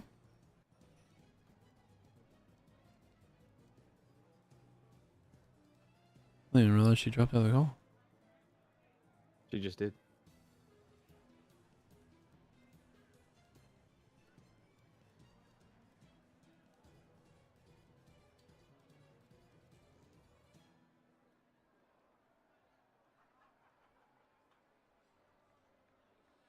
She's still in roll 20, so she's going to be back.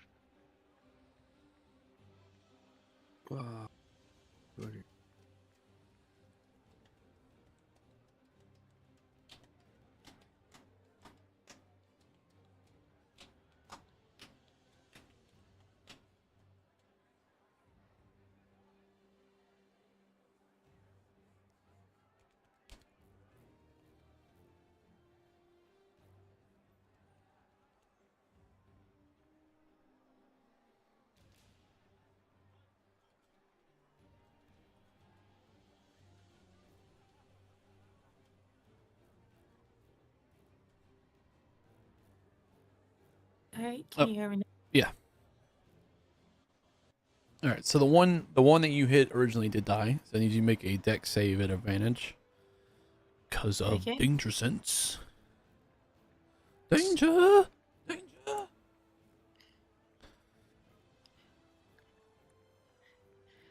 Alrighty, Dex.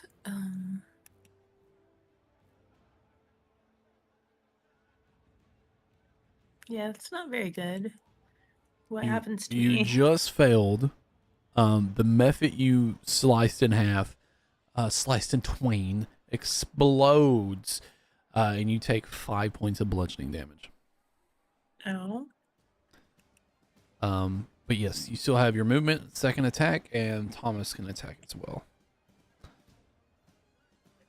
Alrighty. Wait, I thought you said that the first attack didn't kill It it. killed it. I didn't see your first damage roll. Okay. Well, yeah, then, I'll, move over here and attack the guy between me and Thomas. You can use the same roll you already did for the second one. Alrighty. Yeah, so I'll roll again because I'm using reckless attack, to see if I crit. Fortunately, I do not crit, so it takes 12 damage plus... Actually, it should only take 10 damage because I'm not raging. Well, the 12 damage is without rage, right? I think it's with rage. I mean, Then even if plus it doesn't, you killed it. So I need you and Thomas to make dex saves. God damn it.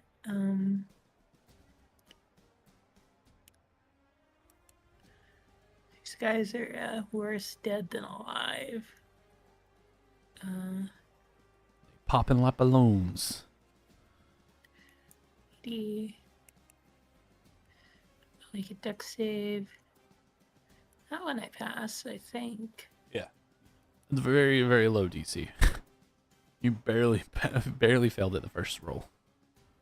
Alrighty, do I take any damage if I pass it? Or... You take 2 points of damage. Alrighty, and let's see if Thomas can pass it.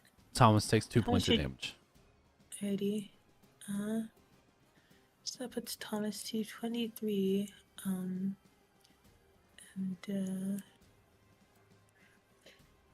I go down to 89. Just Then I'll have 89. Thomas. I'll have Thomas attack the guy in between him and Jarvis. Uh,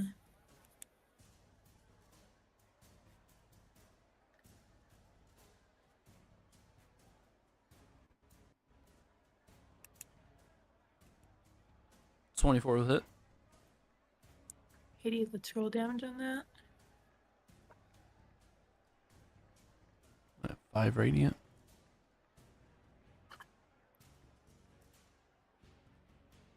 I assume that doesn't kill it. No, but it puts it really I'll low. pass turn then. Bye. I gotta do my math real quick.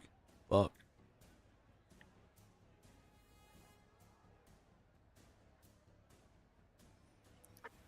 Alright. It is now their turns. The two that you have grappled, Jarvis, are just gonna try to make a straight up claw attack at you.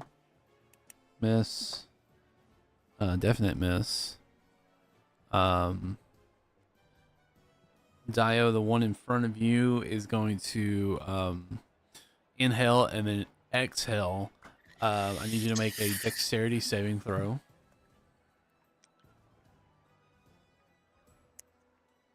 All right, you're able to kind of duck under it as this misty kind of steamy breath comes out. This dusty breath comes out. Then these three are all going to make an attack at Thomas. Miss. What's Thomas's AC? Thomas's AC, let me check. Thomas.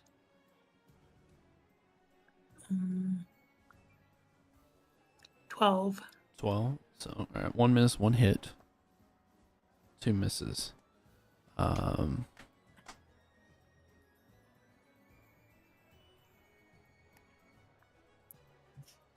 so Thomas takes 3 points of slashing damage.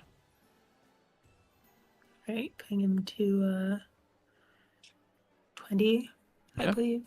Brings us back to y'all's turn. So, who wants to go first?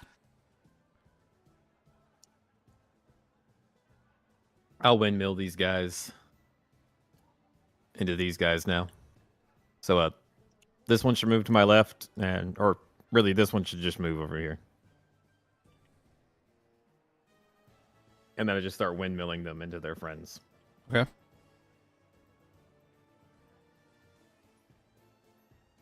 That's 28 and 13. I hit.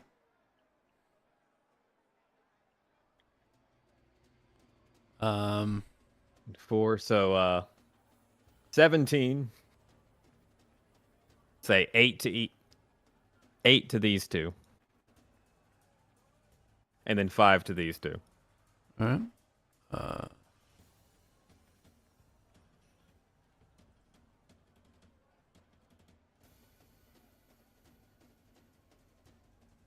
Then I'm using a key point for flurry of blows, 26 and 18. Done. So 6 to these two, 4 to these two.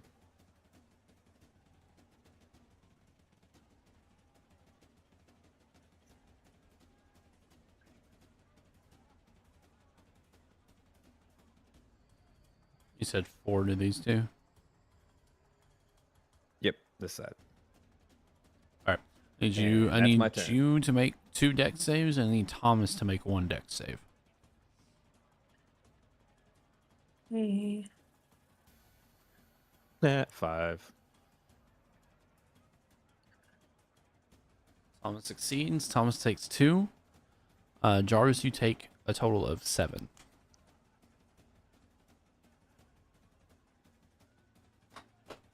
Alrighty. All right. Who's next? I'll take a step back and do another Dragon's Breath at those 2 methods. All right. Attack of opportunity. Not going to hit. Dexterity saving throws. Natural 1. Not going to succeed. All right. Honestly, what's the base damage? That'll be 16 damage. 16. Yeah, I need Thomas to make another dex save, please. Right. 2 dex saves. I need Thomas to make 2 dex saves. Remember the +2. Yeah, I remember.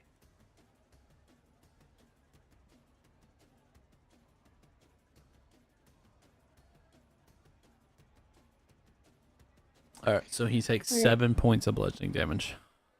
All right, how much did you take last time? He was at 20, so he should be at 13 now. All right.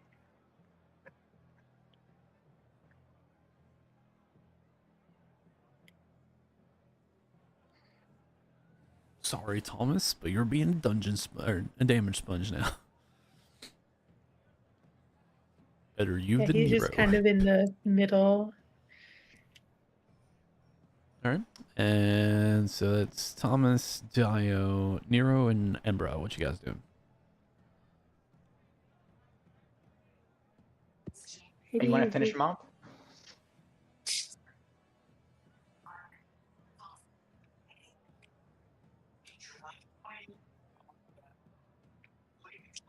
Ember will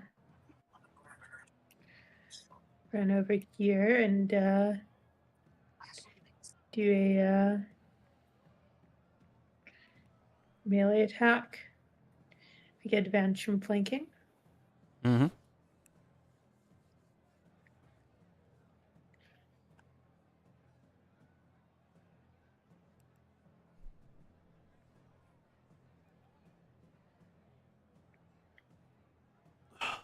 Plus, You don't have to worry about it. They're so low. You honestly, you have no way of rolling low enough to not kill these things. all right, well, to give this guy the business. Oh, yeah, I take Make sure you hit him first. I Assume me and Jarvis have to roll dex saving throws when I pop the first one. Yep. So you and Jarvis both make dex saves. Righty. Jarvis with these saves.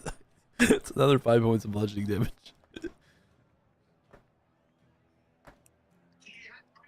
Damn, Jarvis is not very dodgy. No. He's strong. He's tough. He don't run from nothing. Righty, I take 2. alright. Let's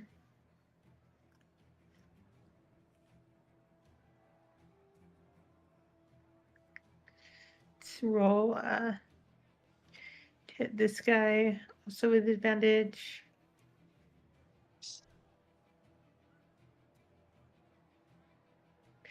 Yeah, it looks like it hits.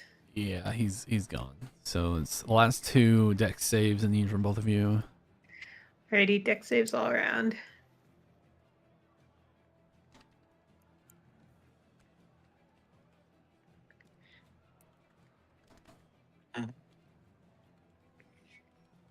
Hey, he succeeded.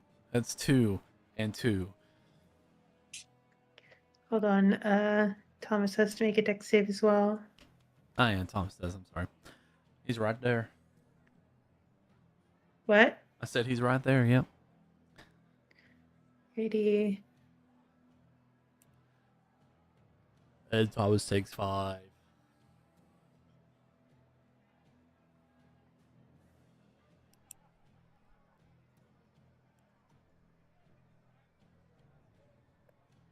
All right. That brings us How much to. damage does Thomas take? He takes 5. So it puts him 13. Puts him at 8. Jarvis turns around glaring at the genie. Ta-da!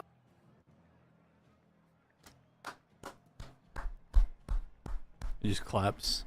Very well done, my friends. Very well done. Now, let's continue the show.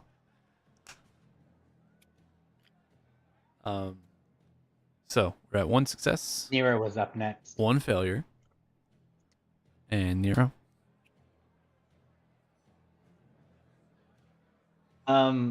So I cast Major Image, and I make like a scene plays out. You see that it's Nero and like a female tiefling. He like casts a spell onto a book he's holding, and he sets it down, and the tiefling takes it, and when she opens the book, it explodes, and it leaves her heavily injured. Who are you trying to glyph of warding right now? And this is a scene. This is something I imagine happening to Nero when he was in university. Roll me a.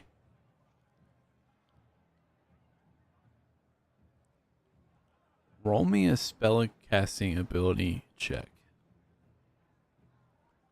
So D20 plus 5 or D20 plus my spell attack?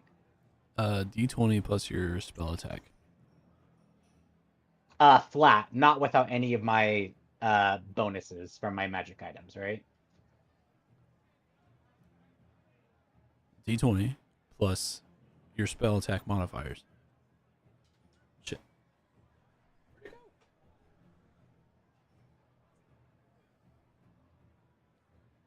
Nat 20 for a total of 32. He seems taken with this show, right? You see him, he leans in. His eyes wide and glittering, his hands clasped in front of his face as he's, like amused and amazed at the same time. And then when it finishes and the dust clears and you see the tiefling figure heavily injured, there's a single tear down his face. Very masterfully played. Very masterfully played. And I'm gonna count that as 2 successes. Nero will just say, "Do you want to hear something even better, Genie?" What is this? that actually happened in real life. Oh, intriguing. And then Dio. How far away is the genie? From you? Yeah. It's a cone.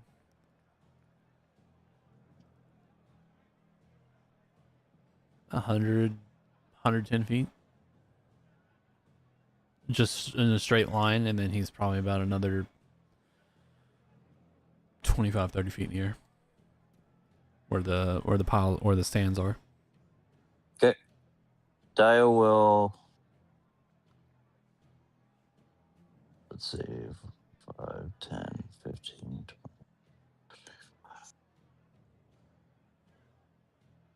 20. Dio will come and stand on top of Thomas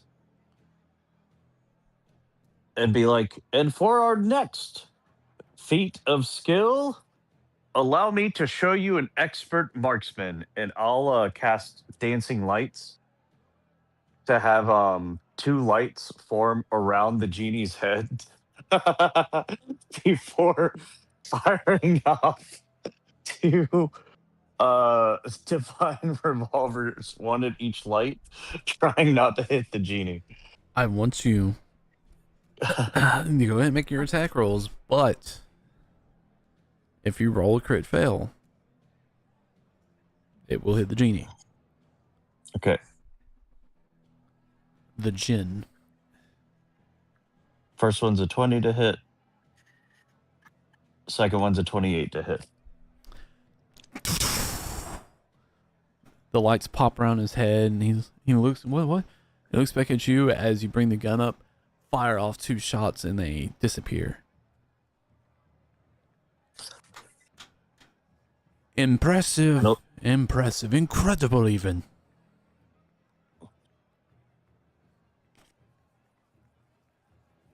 And Dio will kind of like take a bow as he hops off of Thomas. All right. So that's 4 successes. Jarvis.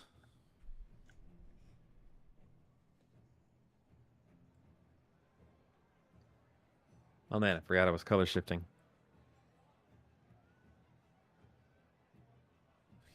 Yeah.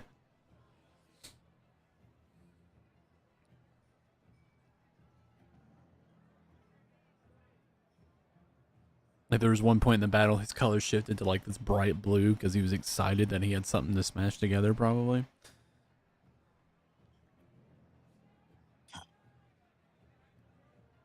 Oh, and that was a quicken spell, by the way, to do both in one turn. I marked it down.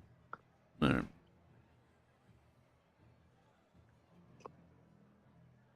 You know, yeah, I was trying to think of something. I was like, he's just gonna. There will be like a very large belch, and there will be some like frosty mist coming out of his mouth, and then he just points at the Djin. You think you're interesting? You bore the Jarvis to tears. Your element is not even worth the Jarvis's time.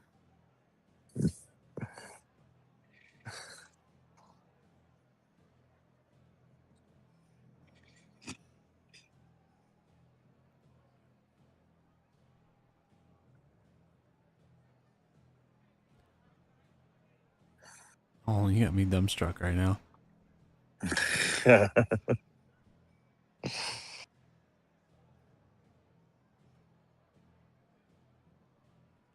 You deny me my entertainment after millennia of being locked away in this place. The Jarvis is entertainment. You are lame.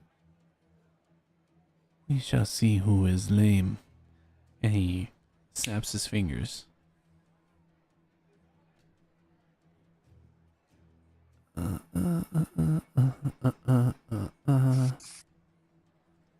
see what we got here. Which ones are these?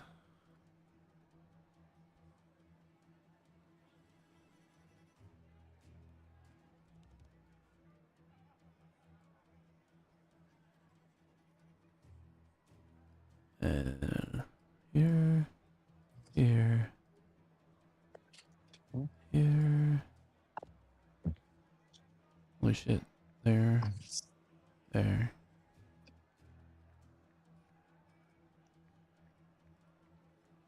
Bada boom, bada bing. And then these 4 stone-like gargoyles apparate into your spaces.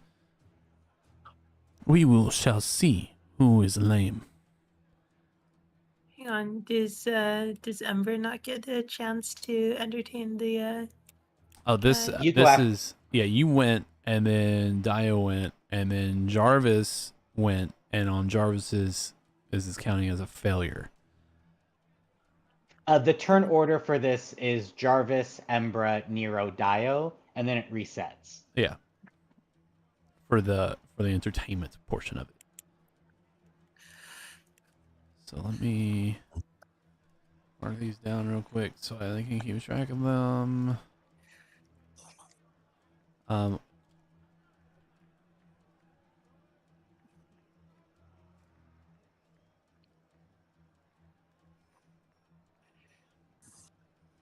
know what? We'll do it the same way again.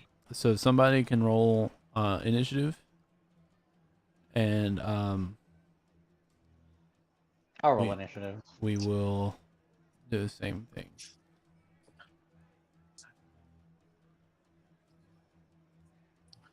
+21. Yes. Someone with powerful initiative power should do it. Somebody with Yeah, +7 is dexterity. nice to have. A +7 is nice. Oh yeah. All right, so you said 21. Let me. I pull this up, please. Character sheet. Initiative. Oh, damn, you guys went out again. All right. Who's starting it off? Do these I'll things have take wings? care of. They do have fly speeds, quote unquote. They do have fly speeds. So, all of them are, Nero, the one above you is 10 feet off the ground. Jarvis, the ones around you are all 10 feet off the ground. Embra, the one behind you is 5 feet off the ground, is on the ground. No, it's 5 feet off the ground. It's within reach.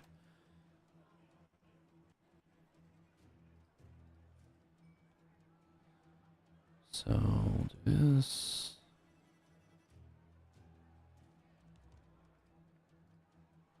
But yeah, who wants to start us off?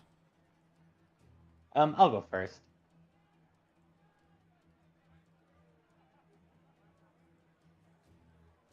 I'll use a bonus action to make the blunderbuss do lightning damage, and then I'll do the, I don't know what it's called, but like the slug shot, and see how that works out.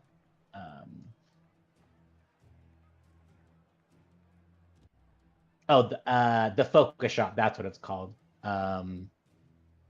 It'll take on a successful hit. It deals 3d6 of the special damage type, plus an additional 1d10 of force damage. Okay. And then I'll use a bonus action. Wait, I already used a bonus action. My bad. Don't you have 2 bonus actions because thief? I think That's thief Baldur's Gate only 3. Oh. it only gives me like a dash or it only gives me like a specific type of additional bonus action. Okay. But yeah. Let me just make this attack real quick. That's a total of 22. That'll hit.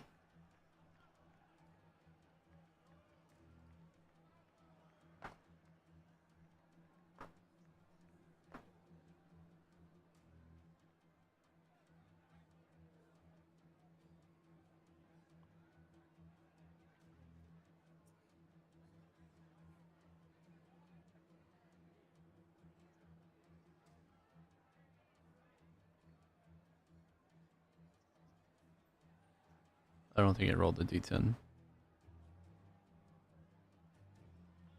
That's 15. So 12 of that is thunder damage, and 3 of that's force damage. well, they don't have any resistances, so.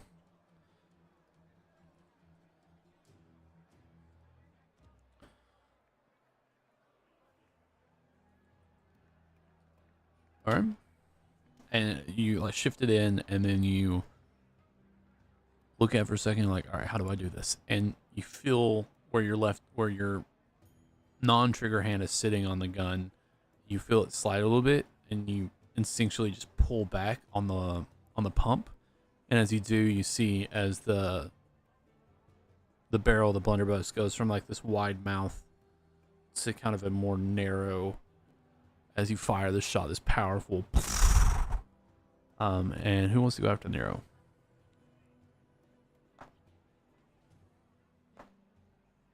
Jarvis will. He'll attempt to grab Gargoyle C.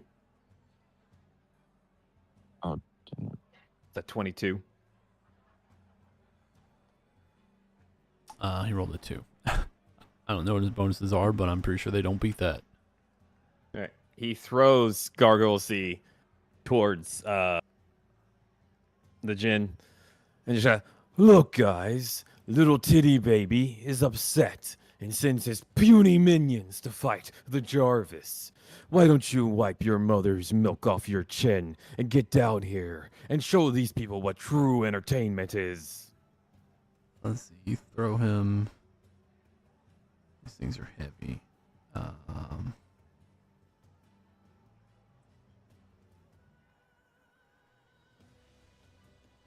I'm wanting you to roll me an additional strength check, just to see how far we can get him.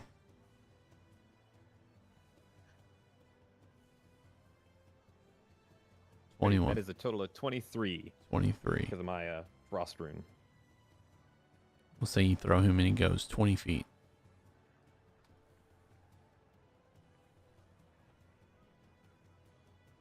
All right, what else you got?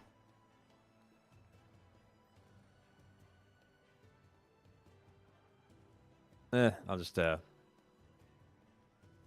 slash my tail at Gargoyle F. 20 to hit. That hits. It says claws, but it's supposed to be tail. So he needs to make a strength saving throw or it falls prone.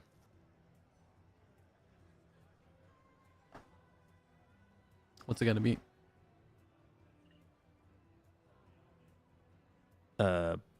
17. It just fails. Okay. Falls And it's down. 11. 11 total damage. Yep. All right, it falls down 10 feet, so it takes an additional 4 points of bludgeoning damage. All right. And that's my turn. All right. Embra, Dio, which one? I guess I can go unless Dio wants to. Nope, by all means. Heidi, Ember will, the only one that's on the ground is the one that's, like, behind me, right? Yeah, the one's, he's 5 feet off the ground. Well, close enough to, Yeah, he's still in your range.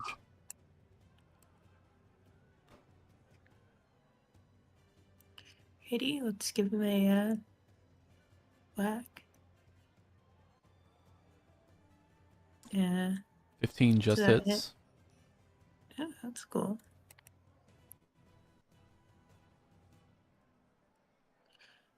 Plus another 2d8 because sword is magic.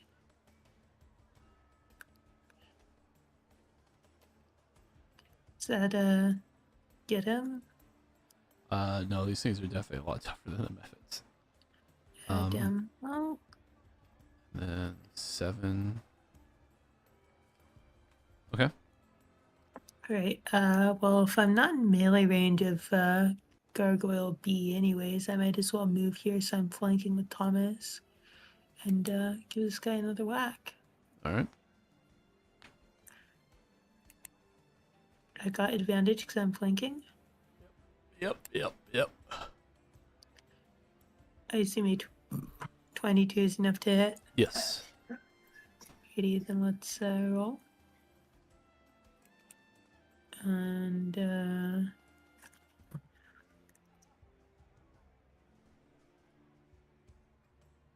Also, roll You your good yet? D100.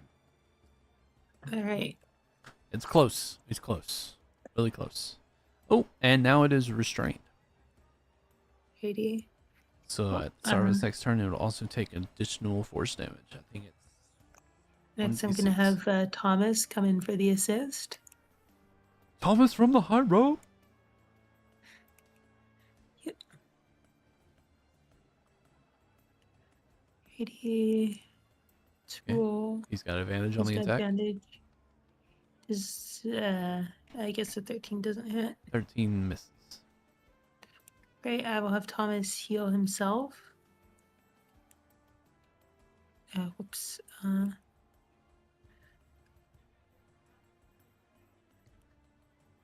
Sorry. Thomas heals himself 2d8.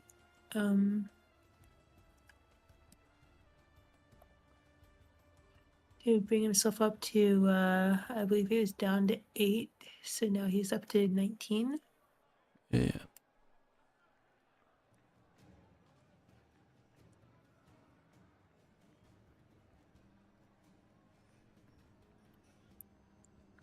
And,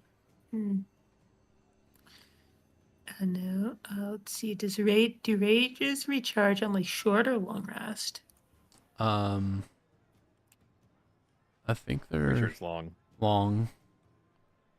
But you should still have one rage left, Okay. right? Yeah, but there's like 4 paths we have to get through, so I'm not sure I want to like use a rage here when I might need it for like a real boss. We can long rest because the Oasis seems like a safe spot, so I wouldn't worry about it. Okay. Well,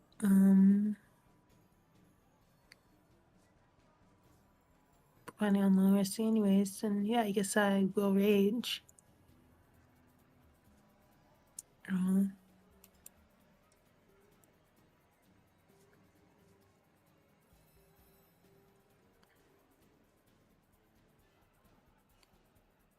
Duh.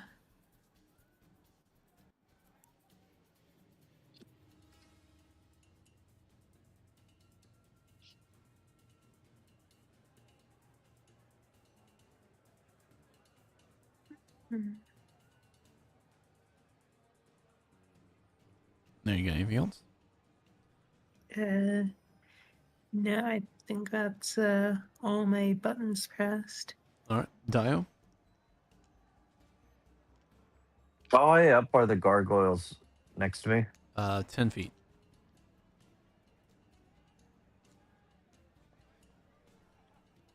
I guess I'll. What's the temporary hit Huh? points? I was just saying I get 3 temporary hit points. I should mark that on my sheet.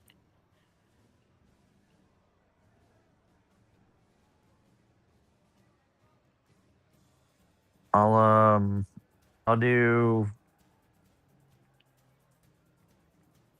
I'll walk. I'll crouch down and walk over here then.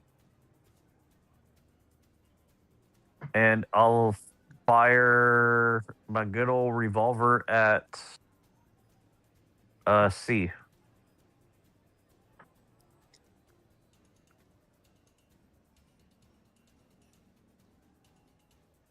$18 to hit. Hit. 16 damage.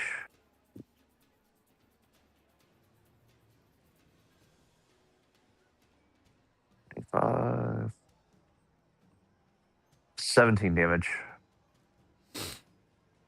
All right.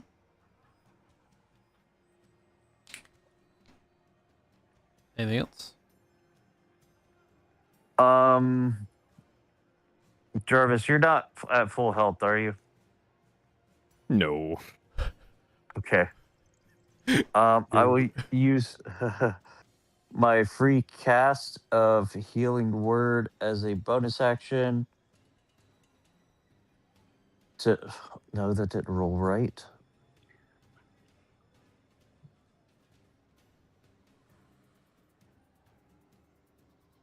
For 10 health.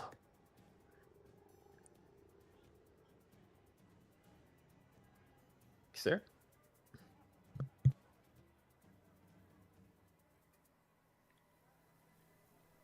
All right. That all you got? Yep. All right. Now it's the gargoyles' turns.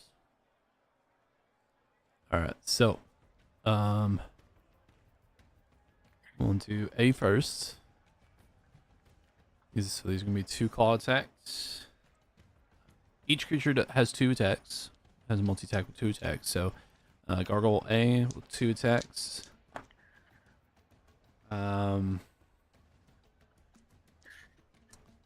That's not gonna hit. 22 to hit. For Jarvis. 22 on Jarvis. Yep. Mm-hmm.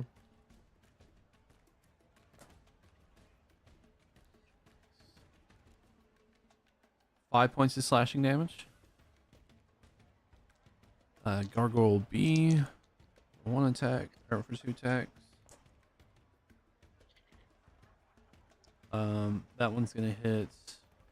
And dirty 20. Both are gonna hit.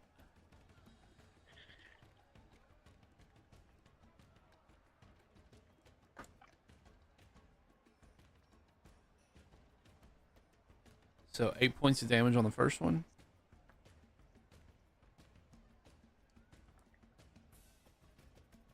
Five points of damage on the second one. Okay. So which one hit me? the way? Gargoyle A hits you once. Cool. I'm going to redirect that attack to Gargoyle B. So he needs to make a dex save.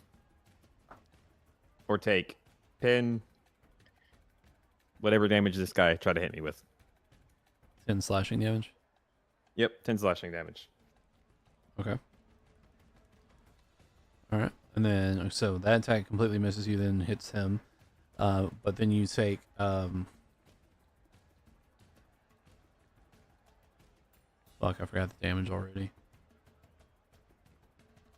5 slashing for the second attack from Gargoyle B, and the first one was like 9 slashing damage. We'll call it 9 slashing damage. I think it was actually a little bit more, but I don't remember. And then Gargoyle F is also going to attack you.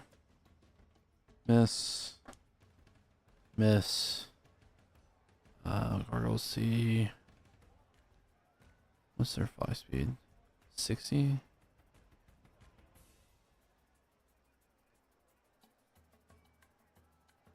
Gargoyle C is going to swipe down 30 or get in range view, so he's 5 feet off the ground. Then make 2 attacks at you, Dio. It's a natural 20.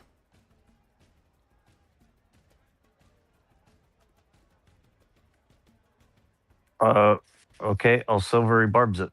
Okay. Alright, it's a miss. The second one is a miss. And then he's going to, with the remaining fly speed he's got, he's going to zoom around you. He has flyby, so he does not provoke opportunity attacks. Nero, this one's going to drop down low enough to hit you. I'll give Nero my advantage, by the way. Okay. Thank you.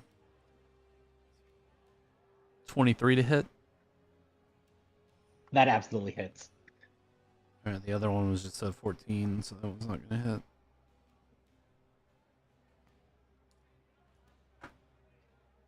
hit. Double ones for 4 points of slashing damage.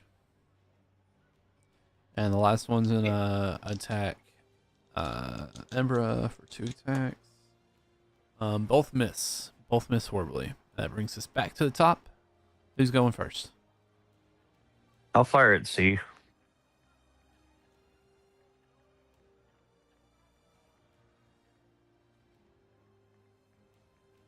Does 14 hit? 14 just misses. Okay. 19. Takes another 14 radiant damage. All right.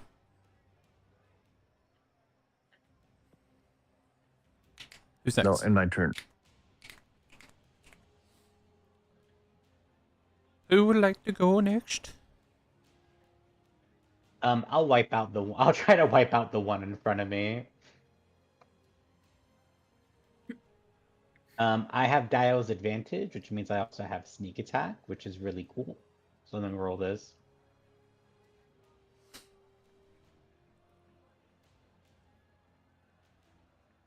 Cool, I crit. Oh my god, I crit. How many d6s do you Okay. have? Or how many? Um, How many? What kind of dice you got? Let's do that. okay.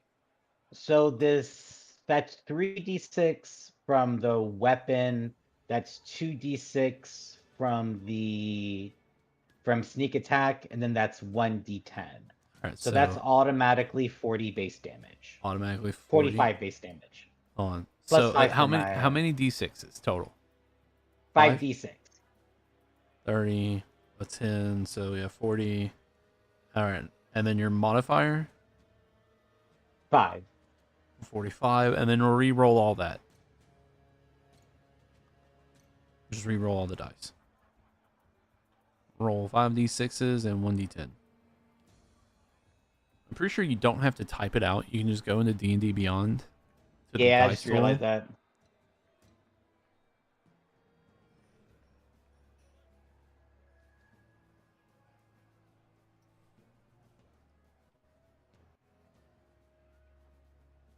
$26.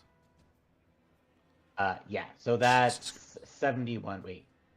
45 plus 26 is 71 damage. Yeah. Nero, you aim steady, feeling twist of fate because of Dio's spell, and you pull the trigger and you find a sweet spot in this thing's hide as you blow a fist-sized hole through its chest and it falls to the ground lifeless. I'm not used to the power of the blunderbuss. This is like my first time using it ever. So there's like a huge recoil from this extra powerful attack, and Nero's arm starts hurting. His hand, his wrist, his arm, his fingers, it all starts hurting. Weak That's my little turn. puny arms. All right, what else you got? That's just your attack. I mean, that's my action. I don't have additional actions and whatnot. Yeah. So that's pretty much my turn. You got your movement and bonus action, but while we're waiting on that, Jarvis, Imbra, and Dio, who wants to go? I've already went. Oh yeah, Jarvis and Imbra. Alrighty, I will attack the guy in between me and Thomas.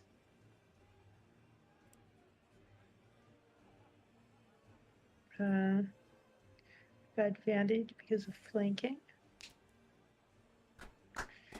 80, I assume a 22 hits. 22 so hits. let's, do 15 plus You're raging, right? wait, the guy in between me and Jarvis, is he did he like take off now and he's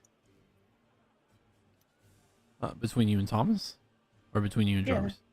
No, he's still Between here. I'm you. just asking if you were raging, right?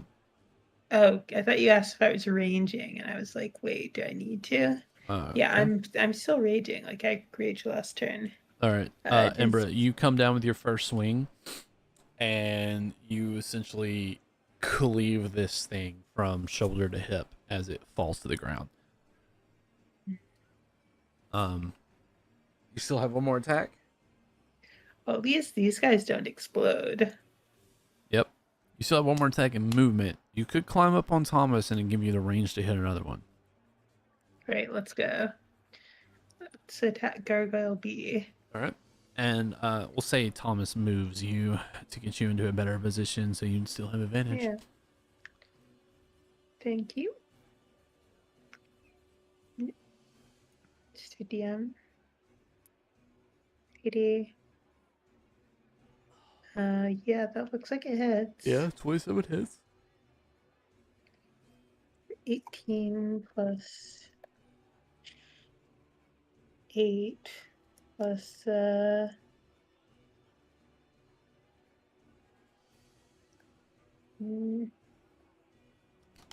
Yeah, at the start of my turn, I get temporary hit points, so I'll just give those to Thomas. Okay. Since I think he was the only one in range. No, Jarvis is in range. Yeah, well, right, you ruled that, like, I can do it when I get in range. Right, Jarvis, take, whoops, that's 2d8.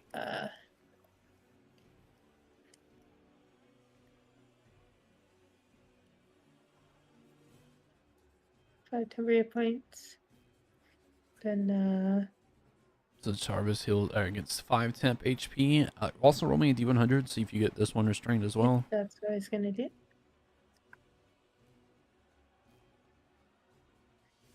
Just Nice. barely too high. Close, Just barely. Not quite. Alright, so that's both your attacks. Some movement. Do you have a bonus action left? Yeah, I do have a bonus action left. I'll use my bonus action to lay on hands on myself. I'm missing 21 hit points, so I will use 21. I'll give myself 21 HP and I'll have 19 left. Alright. Or 9 left. And then Thomas has an attack he can make. Well, Thomas is he in range? Yeah, Thomas is a large creature, so he's 10 by 10. Right. Oh.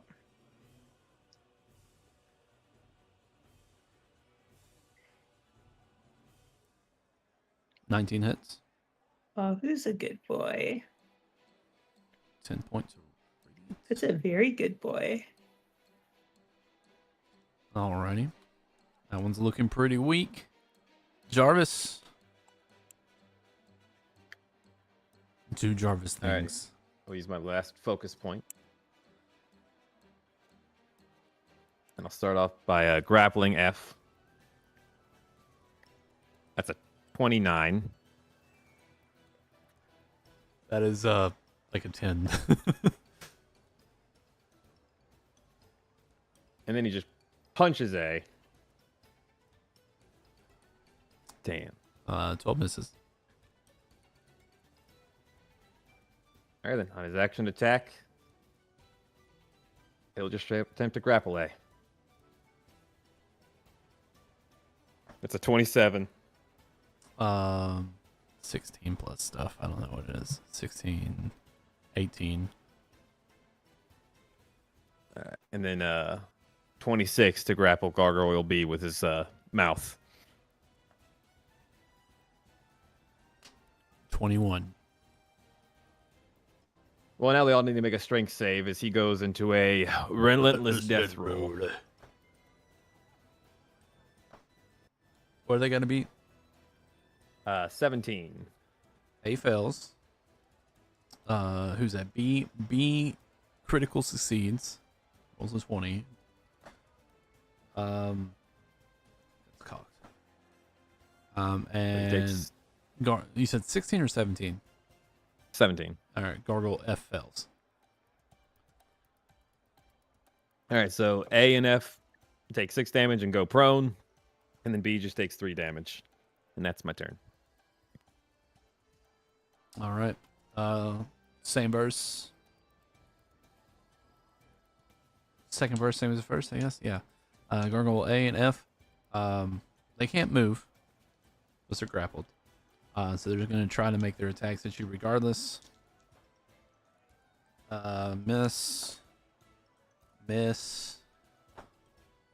Miss. Ooh.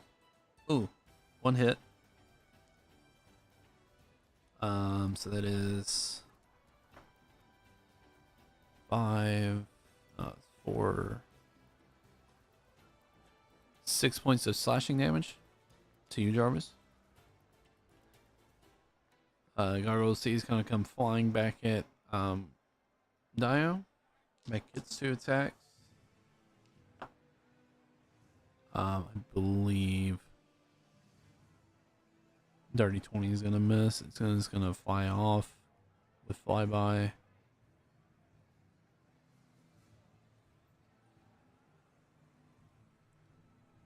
Well, something like that. And then B is going to make its attacks at Yeah, this one's gonna turn around and make its attack its him, bro. It's a natural 20. It has disadvantage to attacker while it's grappled by me. Oh, it also has sap on it, so that is not a natural 20. That instead was a 10. Yeah, both miss. Brings us back to the top. Who's going? I know we're running over right now. I just want to get through this portion of it real quick. I'll tackle Gargoyle C. Okay. Switch to vertical form. Okay. Embra, I'm pretty sure if you hit B even once, I'm pretty sure you're going to kill B. Okay. So you can go ahead and roll your attack against B. You have advantage on it because it is grappled and you are flanking. Right. Nero, go ahead and roll your attack. Dio, you can go ahead and do what you're doing. And I missed.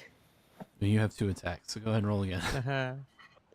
Ready? Let's see if I can miss 4 rolls. Ready? I'll shoot it. Well, second one hits. Okay, second one hits. Roll your damage real quick. 80. Which one are you shooting at, Dio? F. F? Okay. 40 damage. 40 damage? Did Yep. you max I your rolled damage? max damage. I maxed damage twice in a row. I think he's almost dead. What's your damage, Nero? 1d12 plus the. Okay, cool.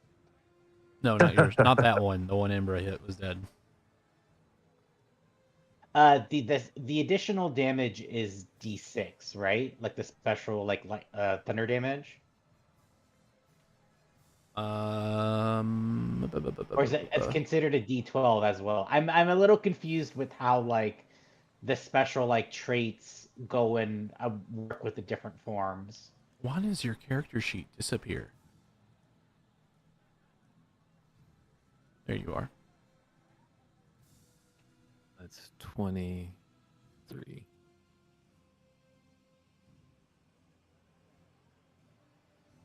It's because the rifle damage doesn't have the special damage listed on it. We'll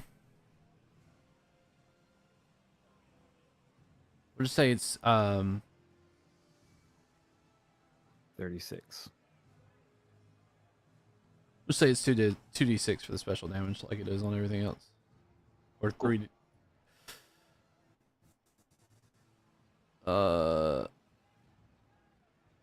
Yeah, just 2d6. Yeah, 13 damage. Also, Gargoyle A takes a total of 36 damage. 36 damage. If you roll above a 15, Wait. you hit them. Wait, I'm sorry.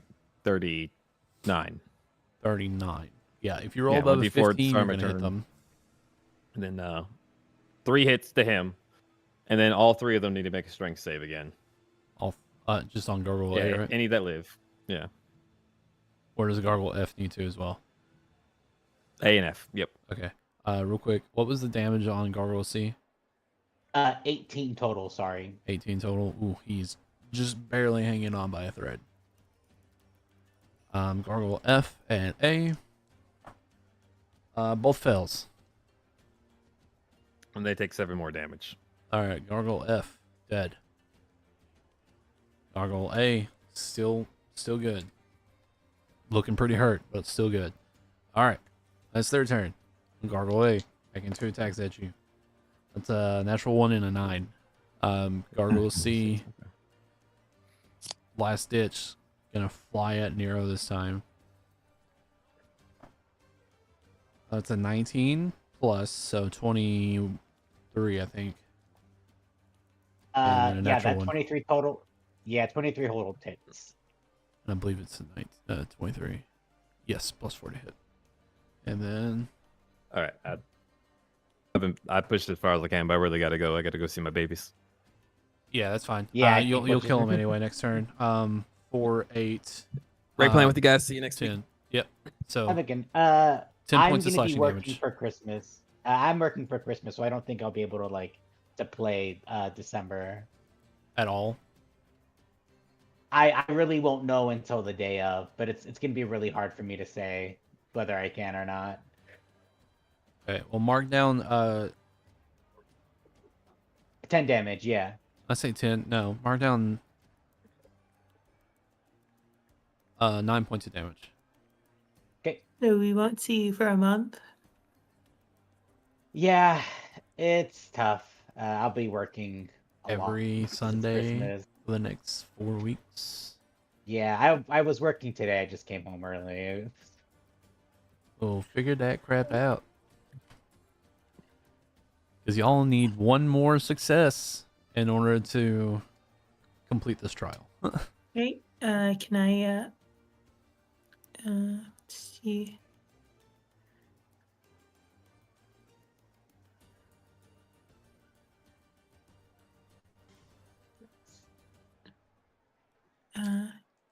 Ember has an idea. So Ember is going to gesture to Thomas and say, "This is Thomas. He can do tricks.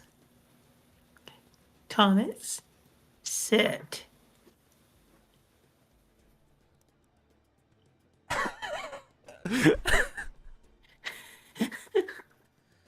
Thomas sits.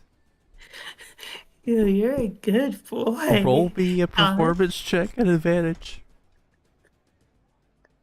As he's Okay. sitting there stunned as hell that this is what he...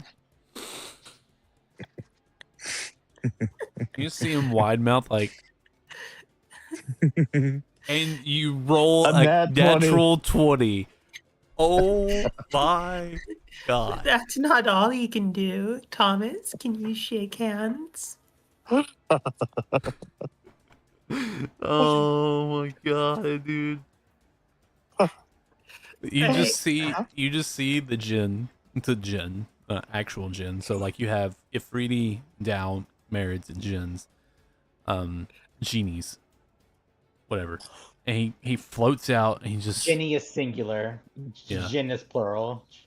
yeah, the Ginny is the air ones. He just floats out with the most like, oh my god, look at the cute little baby, it's so precious face, and then he just evaporates as everything begins to kind of calm down. And in the center of the stage, an emerald kind of whisks into existence. Once you guys take Ember's hold of gonna it, pat Tom- you Ember's gonna pat Thomas on the head, tell him he's a good boy.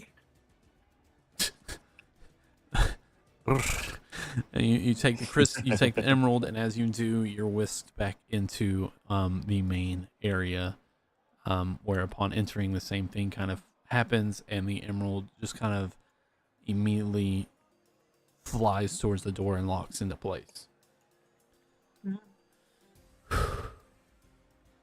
Well, I tried to extend the amount of time or the amount of stuff you guys were doing, and not giving you a lot of rest time.